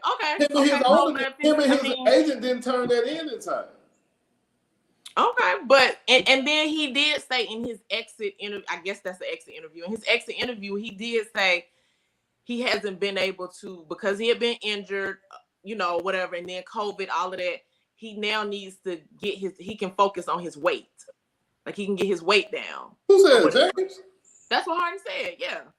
He got to lead them. He can focus on his weight or whatever because he's been injured, his hamstring and all this stuff.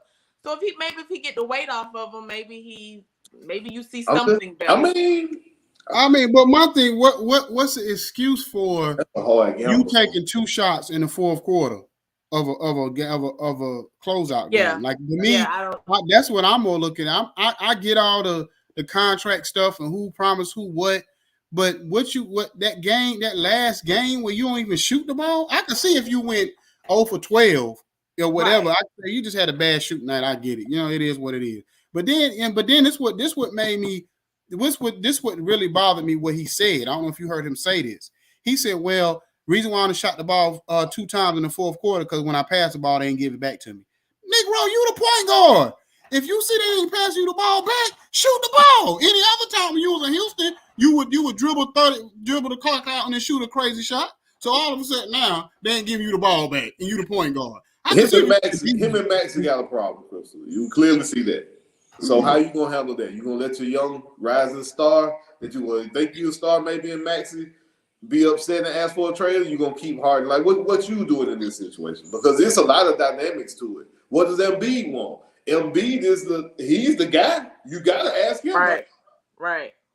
So if Embiid said, I don't, as an organization, Embiid come to me behind the scenes and say, I don't want to play with Harden.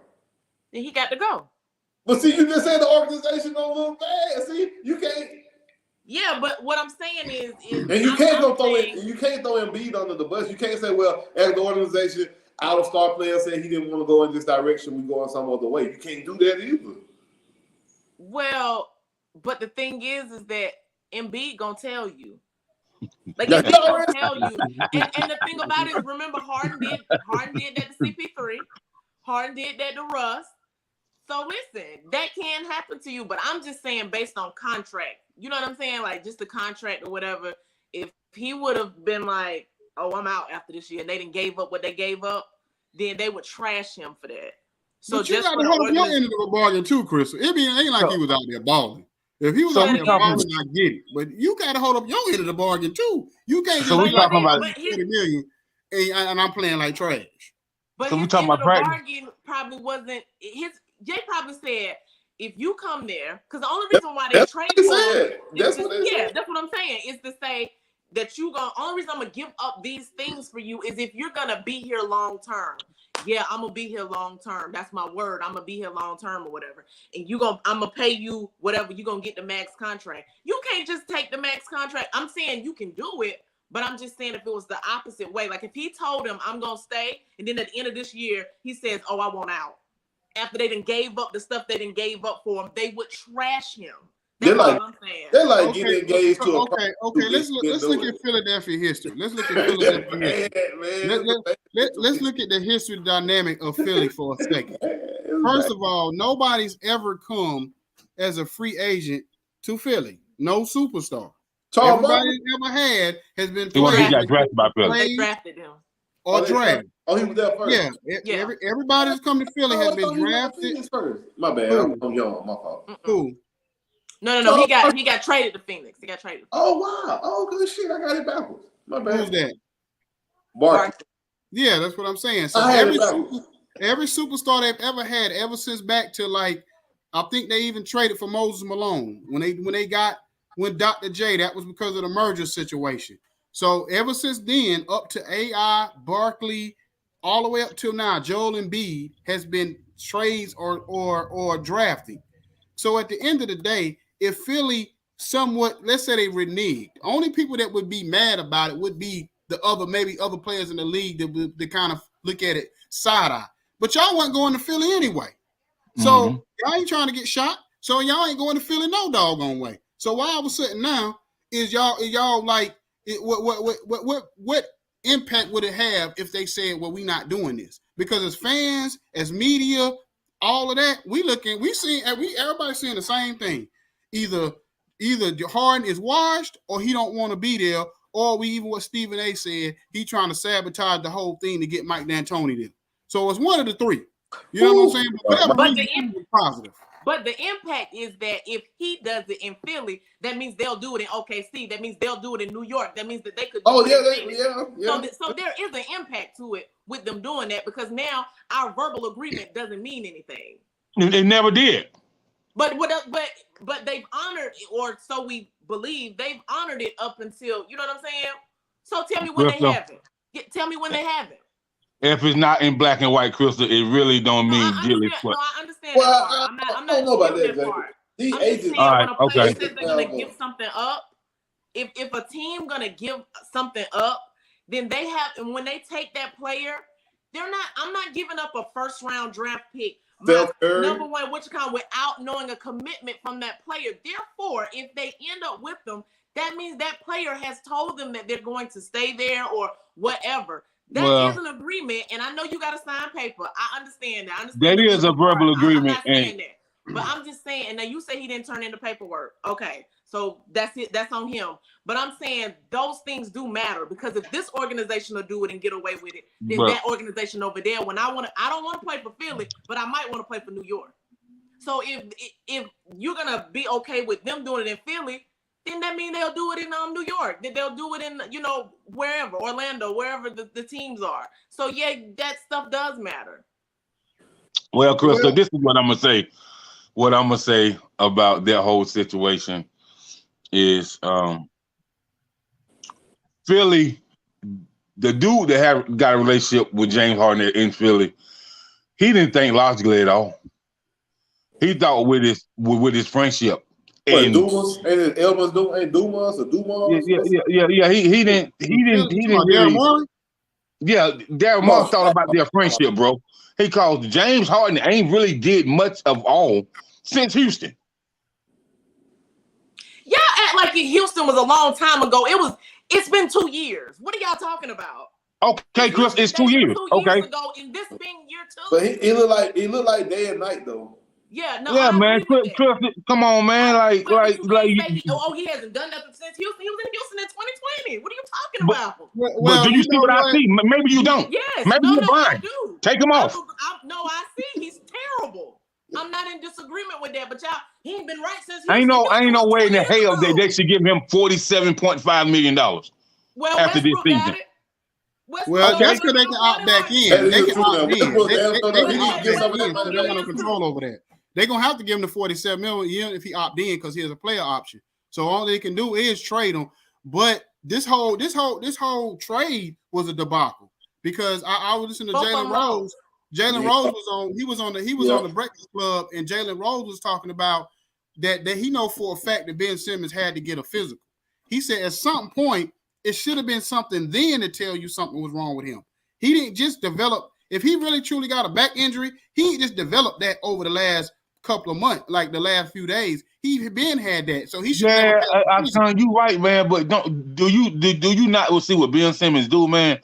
Like, keep it real, dog. It's like he been playing mind games all across the board, man. That's what they were talking about. They were saying he did it, man. Like, man, Lord have mercy. I mean, but they said he did. But that's the thing that people don't realize. I forgot who I was listening to something on Sirius XM.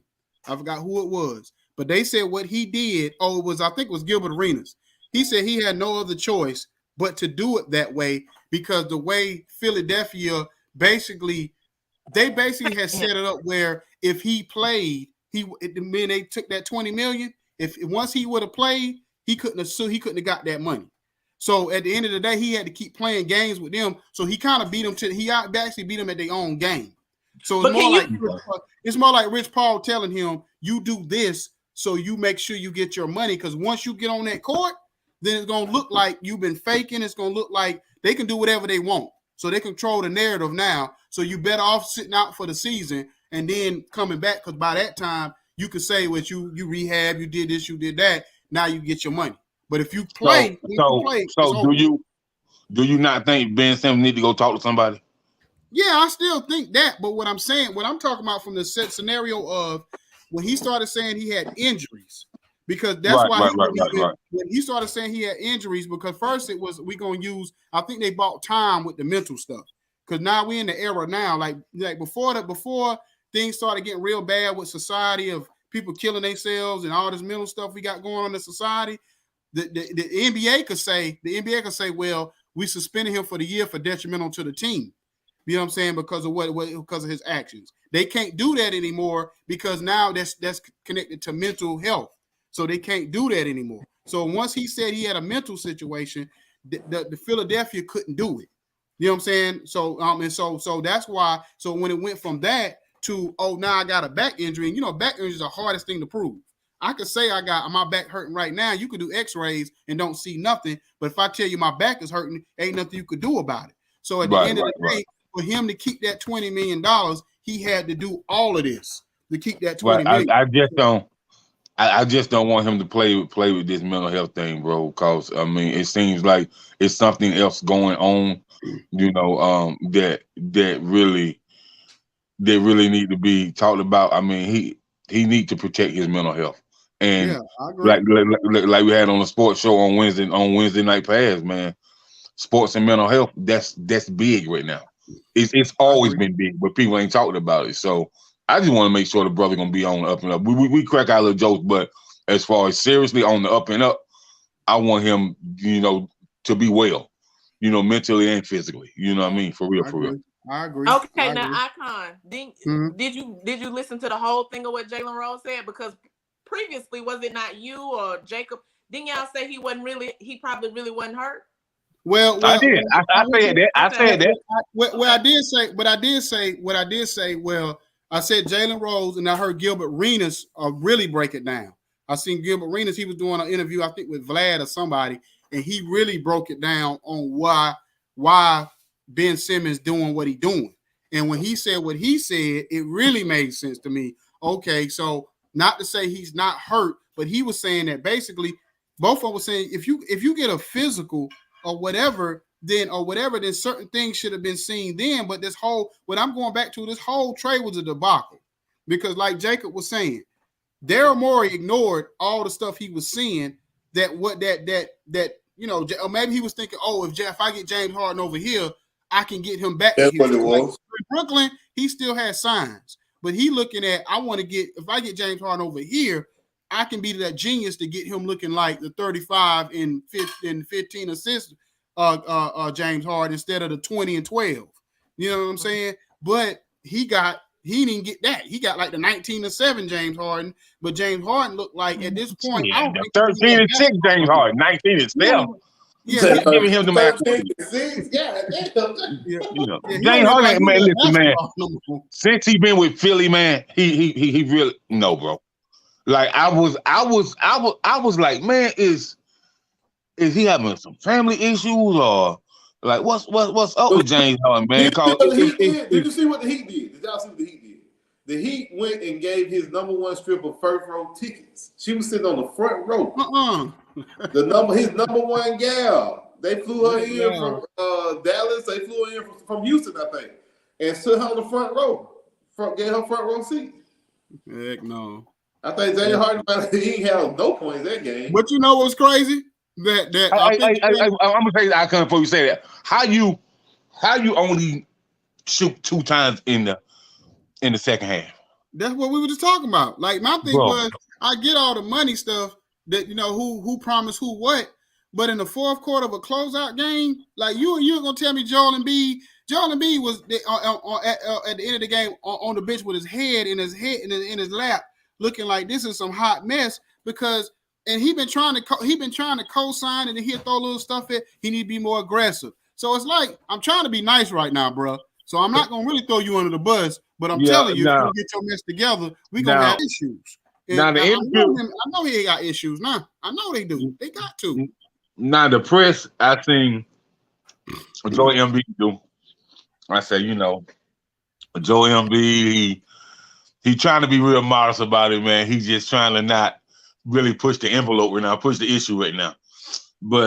And like you said, indirectly, he said, man, something got to be did about this shit. I ain't going through this shit another damn year. Mm-hmm. He getting beat up, broken eyes, and beat up limbs, and James Harden sitting out there doing that. And he kind of threw Doc Rivers kind of under the bus for leaving him out there because he knew Doc Rivers shouldn't have left him out there. I heard him, you know what I'm saying? So it's like at the end of the day, it's like. And that's why I'm saying, well, they talking about bringing Doc Rivers back. I'm like, well, y'all ain't going to win. Y'all ain't trying to win. Y'all bringing Doc Rivers back another year after this, y'all ain't trying. The 2 years in a row, we done seen what Doc Rivers is. It's funny you mentioned Doc Rivers. I seen somebody put a post up and said that Doc Rivers will fit good with the Lakers or something. And if he's fired from Philly, he'd be the leading candidate for the Lakers job. And I think it was Crystal that put in the group trash. Then you put that in the group trash? Trash. Absolutely. Yeah, I thought so. Yeah, she was like trash. No. I'd rather have Greg Popovich at 80 years old than I have Doc Rivers. No. Bring and Pop need to get out of San Antonio anyway. He need a fresh start. He's the GM. He's the owner, GM. I don't care. He need to get out. He ain't no owner. He need to get out. He need to get out of. Now I think they was talking about that they might put. They keep talking about Quinn Snyder going everywhere. I don't know why, but they said something about Quinn Snyder going to San Antonio. But I haven't believed Mark Jackson would do good in San Antonio because I think that the ownership over there wouldn't get in his way. They let him coach because they know Greg Popovich old school, so they'll let Mark Jackson coach the way he wants to in San Antonio. You know what I'm saying, or whatever. So I think it boils down to who LeBron wants in LA. I think that's he won't Mark Jackson. He already co-signed on it. He put it up on the Twitter and everything that he cool with it. So he want Mark Jackson. Yeah, like I would tell. So let me ask you this, man. Do he want Mark Jackson as a coach? Or do he is the other reason he want Mark Jackson? Like, which is it, Bron? Well, this is what I said when he had Tyronn Lue. Tyronn Lue was that dude, that friend that tell you the truth and get in you a little bit. So Tyronn Lue didn't play the radio with LeBron. He cut LeBron out too when LeBron was messing up. Now Mark Jackson ain't gonna cuss at him. But Mark Jackson gonna call him out if he feel like he ain't playing hard enough or doing certain things on the court. I think Mark Jackson will call him out. So what is Mark gonna say? And Moses said this in scripture. Are you listening to me, LeBron? I don't know what he's gonna say. Change your wicked ways on the court. Yeah, what they saying, man? Like these is grown men. These is grown men, Icon. These is grown men, man. You can't be. But when you a grown man, and you respect another grown man, that's just like me and you, right? Or us, whatever. So Steve, if we all doing business together, whatever, and you come to me and you say, bro, I see, man, you messing up on this one. Now, if I respect you as a man, then we should be able to have that conversation. I think certain people LeBron respect enough where you can do that to him. He didn't respect Vogel like that. He didn't respect the black, but if Spoelstra said something to him, he respected Spoelstra. Once Spoelstra showed him that coach, Spoelstra could talk to him and Wade crazy sometimes. But hey man, Mike Brown just looked like that he should be somebody's kickball coach. I just don't, Man. When I seen that, y'all said, come on, stop this. Stop giving Mike Brown a job. We got too many other black coaches that's good. Why you keep giving Mike Brown a job? Why you ain't gave Alvin Gentry a full-time job, bro? That's what I'm saying. Mike Brown is not a good. Gentry had a job. You have intern coach. But they don't put him on salary teams, though. They don't put him on salary teams. They don't put. But boy, I see Crystal. I always see Alvin Gentry as an intern coach. Yeah, every time he gets a job, he intern. Huh? He's been the head coach. Like what? Every other time an intern. He's been the head coach. And Mike, what other job did he have after Cleveland? But he was when he at Atlanta or somewhere else? No, Mike Woodson. Oh, Mike Woodson. Mike Brown then went to. Didn't he go to the Golden State and he was? He been at Golden State. He been at Golden State. It ain't that talking about because he went 12-0 with Golden State. Me and you could have went 12-0 with Golden State at that time. Man, that wouldn't have mattered. You know, that's what Luke Walton went like 32-3, and they thought Luke Walton was a good coach because he went 32-3 when Steve Kerr was out. They got to Sacramento, and they looked like they were the bad news Bears. No, stop it. I knew he was terrible when he was with the Lakers. I said Luke Walton is the worst coach in NBA history when I see him with the Lakers. You know what I'm saying? So no. And Mike Brown gonna go down there to Sacramento and they not gonna win. No. That's why I said if you're gonna keep giving black coaches give somebody that's gonna represent us. Give us a Mark Jackson. Give him shoot. Give one of these up and coming guys, the NBA players, a chance that y'all keep talking about like a Sam Cassell. I give him a job. I'll take Darvin. I give Darvin a shot. He done been on plenty. He wouldn't get no shot with no Lakers. I didn't say that. I said they talking about he the final candidate. Him and Terry Scott. Terry Scott is that's I damn sure don't want to see Terry Scott. He been in Atlanta. Terry Scott was in Atlanta. I damn sure. What about Sam Cassell? Y'all think he's ever head coaching job? Not with the Lakers. No, I'm just saying in general. I ain't saying what I'm just saying in general. I mean, I think any player, that former player that played back in the NBA and then paid their dues on the sidelines as far as being assistant and all of that, I think they should get a chance. I think because you see, because to me, Steve Nash, I would have more preferred Sam Cassell being the Brooklyn Nets coach over Steve Nash. At least Sam Cassell paid his dues. Yeah. But the only thing about Sam Cassell, man, you just can't look at him. You just can't look at him too long. You got to put pay back on his face.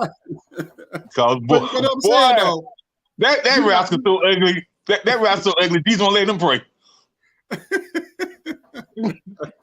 Mike Brown was the coach of the Lakers for that 1 year. Remember how terrible that was? That's what I thought he was the coach before. I thought he was the coach again. Then he did 1 year with Cleveland again. Yeah. And then he became the assistant coach with Golden State, and that's what I said. I know he been a coach. He been a coach more than once. I just couldn't remember with who, but he been a coach more than once. That's that Kobe team he had. Yeah, he just. I don't even think he made it the full season though, did he? He don't never make it the full season. He's terrible. He's terrible. Like only and you know. People always talk about carrying that team. LeBron was carrying that team when he was with Cleveland that year. Yeah, people always talk about LeBron got Mike Brown fired. I say, hell no, Mike Brown got himself fired. LeBron got himself fired. Mike Brown got himself fired, man. That's why I said, man. You know why? Mike Brown, with the big bullet ball ass head, them little ass glasses on. Mike Brown remind me of a kickball coach. Kick the ball that way, kick it in that corner. You know why a coach like Mike Brown got fired, and because when you get to the playoffs and you got a legitimate chance to win, and the spotlight is on you, the way you coach in the playoffs, you get exposed, or people figure out you can really coach. Like a couple of years, we found out Tyronn Lue could coach when the way he was making adjustments in every game, so we could figure out that he could really, really coach. Mike Brown. The reason even the cameraman can coach. You know, Mike Brown, you get out coached by a cameraman. God, so when LeBron, the part of the reason why LeBron couldn't win back, he could get but so far, is because the way they play offense. You know how before Giannis won, what they would do? They give LeBron the ball at the top of the key, and then when the playoffs, when you got a good coach on the other side, they like, well, LeBron ain't that great of a shooter yet, so we're not gonna let him get in the lane like they did Giannis. Mike Brown would never make adjustments when he would see a team do that to him. That's what really boiled down with Mike Brown. Mike Brown never made adjustments in the playoffs. Never. It was just like, LeBron, we just hope you just get us home every game. That's basically what he did. I kind of, Mike Brown said he's a good basketball coach, man. He know the game, man. But bro, you get out coached by a cameraman. You get beat by 55 in the playoff game. Miami got the cameraman / coach, man, just doing it, man. You know what I mean? Yeah. I don't know. Bro. I don't care if you're in for one game. You don't let your team get beat by 55. If I was Golden State coach that game, I would have been like Bobby Knight. I would have threw a chair across that doggone floor, you know what I'm saying, to get my team to wake up. Like, what the hell is y'all out here doing? Y'all down by 55. You Steph Curry. You consider one of the top 15 players of all time, and y'all down by 55 points. Bro, then we already know the Lakers ain't the brightest people in the world, man. The organization ain't the brightest people in the world. They are missing some screws, some peanuts, and some boat nuts up there. So this is what I'm gonna say. To have Bill Walton as a head coach, you on dope or dog food or both? Because I can say both on the streets. Yeah. Bill, Luke Walton, man. Mm-hmm. Yeah. I knew they know what they were doing then. Luke Walton couldn't coach his way out of wet paper bag. Yeah, Jeannie Buss ain't it, man. Jeannie Buss been messing. No. And then she gonna say something crazy. She gonna say, "Well, I know it's on me, and I need to get back and take control of the team, but we're not gonna really do nothing different." What? What you mean? Like, so what do you come back and Hey, Chris, how that sound to you? I know it's on me. We need to take control of the team, but we're not gonna do nothing different. What does that sound like, Crystal? I ain't hear her say we ain't gonna do nothing different. That's basically what she said. Basically. Well, go ahead, Crystal. Go ahead. Tell me what you got out of it, Crystal, because that's what I got out of it. That's what everybody else got out of it. Huh? That they messed up. She basically, she said what she's supposed to say. Like, if you go to the media, like, okay, it's our fault. We own it. We made a mistake. Said all the stuff you supposed to say, but I just don't think she know about the game. Do nothing different though.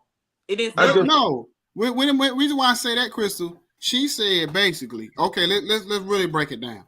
She said basically, I know it's on me. I gotta take back over the team, but I'ma still lean on Rob Pelinka. I'ma still lean on Kurt Rambis. I'ma still lean on Phil Jackson. Now, Phil Jackson, the same person who got a beef with LeBron, that's gonna say, I would rather trade LeBron and keep Russ. Right then and there, I would have told your old ass to go home. But my thing. Rambis was an average player at best in the NBA. So at what point is Kurt Rambis? And then when he coached, he was terrible. So at what point is his advice makes any sense? Phil Jackson ruined the Knicks on his own by himself. He ruined the Knicks by himself. So let me ask you a question though. I kind of like, what does that matter with Phil Jackson, man? You're old, you're decrepinated, man. You watch 60 Minutes constantly, so we don't really care. You know what I mean? We don't really care. Like get rid of LeBron and keep Westbrook. Now, I've always had this thing about y'all too rough on Westbrook, and I admit that. But I'm gonna say, for him to say that get rid of LeBron and keep Westbrook, that's just like saying, Phil, man, that you're gonna put me a quarterback and put Brady at defensive lineman. We know that shit ain't gonna happen. What he said wasn't terrible, because what he actually said was he would trade LeBron, and people said he said build around Russell Westbrook. But I don't think he said build around Russell Westbrook. I just think he said keep him, right? He said keep him. He didn't say build around. You can get more assets for LeBron. That's all. Right, which is kind of different. But if you really think about it, and I'm not saying they should do it, but Bron is actually the only one that has trade value. So we know he got beef with LeBron, or they had their little whatever about it, and I get that. But about what though? Huh? When he said LeBron and his entourage and posse and all that, and LeBron took LeBron and them thought like it was that. like code word, for basically like being racist and stuff or whatever. And he didn't like him. He said he like a one-on-one player. Phil Jackson has said some stuff about him too. But Yeah, but whatever. But LeBron is the only one that has trade value because even Stephen A. said he went. He's talked to plenty of general managers, and they're afraid for Anthony Davis because he stays injured too much, and nobody wants Russ' contract or whatever. Hell no. With the way he plays, the way he plays now. So really, LeBron is the only one that has trade value. But so you don't believe that Anthony Davis is going to get traded somewhere? Because he's a few not going to things. get anything back for him. Yeah, right. But, so, what he's saying is that nobody wants him, not based on his talent, but based on his injuries. Like they don't want to make that investment based on his injuries. So he'll definitely be in LA next year unless he himself asks out and takes something, I guess, low. But yeah. So what do you think that? And I know he get injured sometime, but he don't get injured much as AD. So what do you think that Zach LaVine gonna end up at? Because he don't want to be in the Bulls no more. He don't want to be a Bull no more. I mean, he could go to LA. I don't think he would. Yeah, because he's from California. He's from California. But he definitely don't want to be in the Bulls organization no more. And if he I think with Zach, if he feel like he can potentially get to win a championship on a team, I think he'll take less money because he done made great money already. You know what I mean? You know what I'm saying? So I mean, because the thing about it is when you say max player, how much money are you gonna really offer him in anyway? Like, because he not really. But Chicago, they offer him the max. If you stay with Chicago, he's getting the max. Okay, so what's that max look like for him? Like what 200 some million, ain't it? Probably. Somewhere like that. I wouldn't pay him that. If I were the Bulls, I wouldn't pay him that kind of money. I let him ride. The Bulls they should have did a sign and they might do a sign and trade with him, but I wouldn't pay him that kind of money. But the thing about it, he don't care because he don't want to be a Bull. He ready to ride out. That's what I'm saying. I would do a sign and trade because a lot of time a player will give you that kind of like leeway to be like, yeah, you sign me in and trade me where I want to go. So a player that say, if I stay, I stay. If I don't, I don't. That means they ready to ride out. They really don't care. Yeah, I get what you're saying. What I'm saying is some players, when they mad at the organization, they just gonna ride. They don't even let you sign and trade them. But some players will be like nice and be like, you know what, I'm gonna be fair, and I'll sign. You can sign me and trade me. So they do the sign and trade where you see that a lot in NBA now. Is where even when they sign a player, they'll come back right before they actually sign the deal. They'll okay, let's say you agree on the first, because I think you can start agreeing like on the first, but you don't sign to the 10th. But then what happens is teams behind the scenes will start putting deals together so they can have that good faith thing to be like, you ain't just steal my player. Let's try to figure out a trade behind the scenes so we can, or whatever. So we could always have that good faith business down the road. You know what I'm saying? So I think that's what it end up happening with him. So let's say if he go to the Lakers, he may sign with the Lakers, but then at the same time they may figure out maybe they take Russ' contract back and then do something with Russ, or they have to get a 3-team trade going. What was that trade last year? They had a trade with like 7 teams in one trade. They kept adding teams. I forgot what trade it was. I think it was a trade with Russ in it. He ended up being in that trade. He wasn't even in the trade at the beginning. It was some trade. So I can't listen though. Listen to this, man. As far as these things go, like they was talking about Atlanta Hawks, right? We was talking about Donovan gonna go over there. But from what I understand, from one of my inside connects, in the sports media room that I be in, they telling me, man, that the people in Utah want both of them out of there. Because one thing about Utah, they don't believe in that locker room arguing and that disrespect the players give each other. Utah is one of them organizations that to get your ass out of there. Yeah, you know what I mean? That's the Mormon country. They super religious out there. They kumbaya out there in Utah. You know what I'm saying? Yeah, they ain't playing that. So my Chris, I'm gonna ask all y'all to give me 5 teams that Rudy would fit with and that Donovan Mitchell would fit with. I'm talking about good. The chemistry would be good. Go, Crystal. Pick your 5. That Rudy would fit with. But but both of them would fit with. Not together, but just fit with. Let's see, Rudy. But the thing is, Rudy he can go anywhere. Yeah, he's a big man. He literally can go anywhere and fit. and maybe the only place you might not is maybe not the Lakers, only because you already got Anthony Davis down there in the paint. Unless you're gonna bring Rudy off the bench or something. But I know Anthony Davis get hurt. But I'm saying unless you're saying I'm assuming he's healthy, then maybe you wouldn't say there. But everywhere else, like he would be great with the Warriors. He would catapult the Warriors. What about that? Go after him. Dallas with Luka.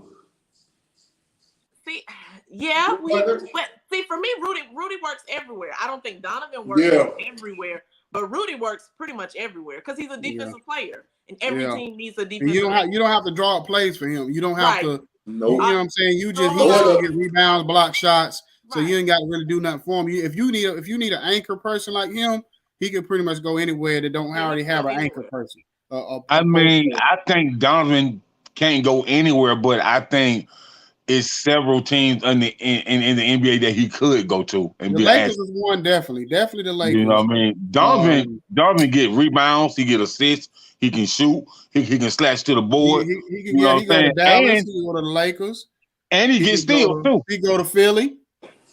No, you gonna give up Maxey? They're not giving up Maxey for him. You don't got to. I mean, you gotta think. You gotta think of all these 3-headed monsters out there. You got Harden, Maxey, Mitchell, and Embiid. No, I'm saying if you get rid of a Harden, I ain't saying what Harden. Okay. You know what I'm saying? I ain't saying no. Because I was about to say somebody ain't no basketballs for that shit. No. I ain't saying what Harden did. I'm saying if you said if you put a point of what they got right now, like nobody changed, like they without them moving another player, and they just bring him on, like Donovan Mitchell, they just bring him on without moving any of their players. Then I would say the Lakers for one. Then I would say Dallas. I would say I don't think Luka wants another ball handler beside him. I think Luka wants. But Donovan Mitchell don't necessarily bring the ball up the court all the time like that. You can mix and match them up because you got to think he has Spencer Dinwiddie out there with him, and Donovan Mitchell is more productive than Spencer Dinwiddie. So you can mix and match that out if you know. I think they'll lose defense in that situation. I think they'll be bad. They'll be worse than this. That's my opinion. So who gonna get defense? Say what now? I can hear you. Mr. Dinwiddie play defense? Hey, you might play better than Donovan Mitchell. I mean, Jalen Brunson is 4'3", and he out there balling with Luka. You know what I'm saying? So I would rather have Donovan Mitchell that give you size. He play defense though. He give you effort on defense. He don't give you and Luka don't play defense either. So don't nobody NBA play defense. You ain't winning with Jalen Brunson as your second best player. You're not winning with Jalen Brunson as your second best player. It ain't but a few people in the NBA play defense. It ain't but a few people in the NBA play defense. It's not a lot.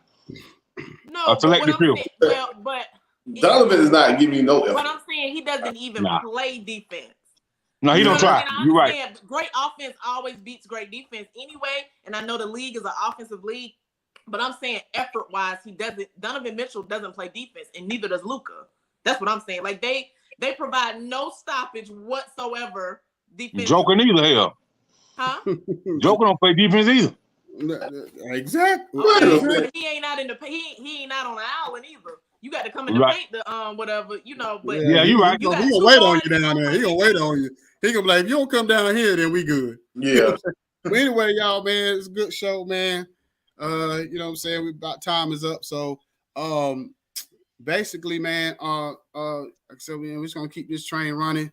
Me and King Jacob, man, we are part of the DJ Coalition now. So you know what I mean? Does that mean? DJ Coalition is huge. They one of the biggest. No, I said, what does it mean though? You know what I'm saying? Like, what is it? You know what I mean? Like, what does it mean for you? Though? Basically, we in a network group of about 20,000 DJs where we service music and work with all type of different people, and it's gonna be good for 901 Sports. Because a lot of the coaches that I know, are like, this is some of their jobs on the side and stuff like that, and so that's how I got plugged with the DJ Coalition through a coach. You know what I'm saying? So it's gonna, and I also want to say, Crystal, I'll be sending you Miss Michelle O's number, the president of the D League, so you can get it with her and build a relationship with her. So I'll be sending you her number, as well, man. And the young man that we had on from Philly, that coach at the high school now, that say he wanted to get it with you this weekend, Steve, because he's in Atlanta now. Oh yeah, tell him. Yeah, he did hit you. We go get chicken wings today. He hit you up yesterday. But maybe you ain't see it. But I'll definitely tell him to hit you up. I ain't getting that yesterday. Okay, but yeah, man. So just want to kind of catapult everything, and then also, Steve, I'm trying to see if I can get you in some of the spring camps in Atlanta. I want to see if I can get you to go out to Cartersville High School and do a couple of interviews. You know what I'm saying? And I'll be letting you know. So yeah, that's nothing. As soon as I talk to the boys' mom, I'll let you know what's going on. Mm-hmm. Oh, you talking about the boys we had on there a couple weeks ago? Their high school predicted to be number 2 in their region this year, so they expect to do some big things this year. So okay, that's what's up. That's good. But anyway, man, we're gonna end the show for today, man. I appreciate everybody listening, everybody who follow us. You know what I'm saying? We're just gonna keep this train going, man. It's 910 Sports. It's your boy Icon, my man Jacob the Great, Steve O, Mr. Georgia Everything, and Crystal, aka Miss Wildfire. We out of here. Peace. All right.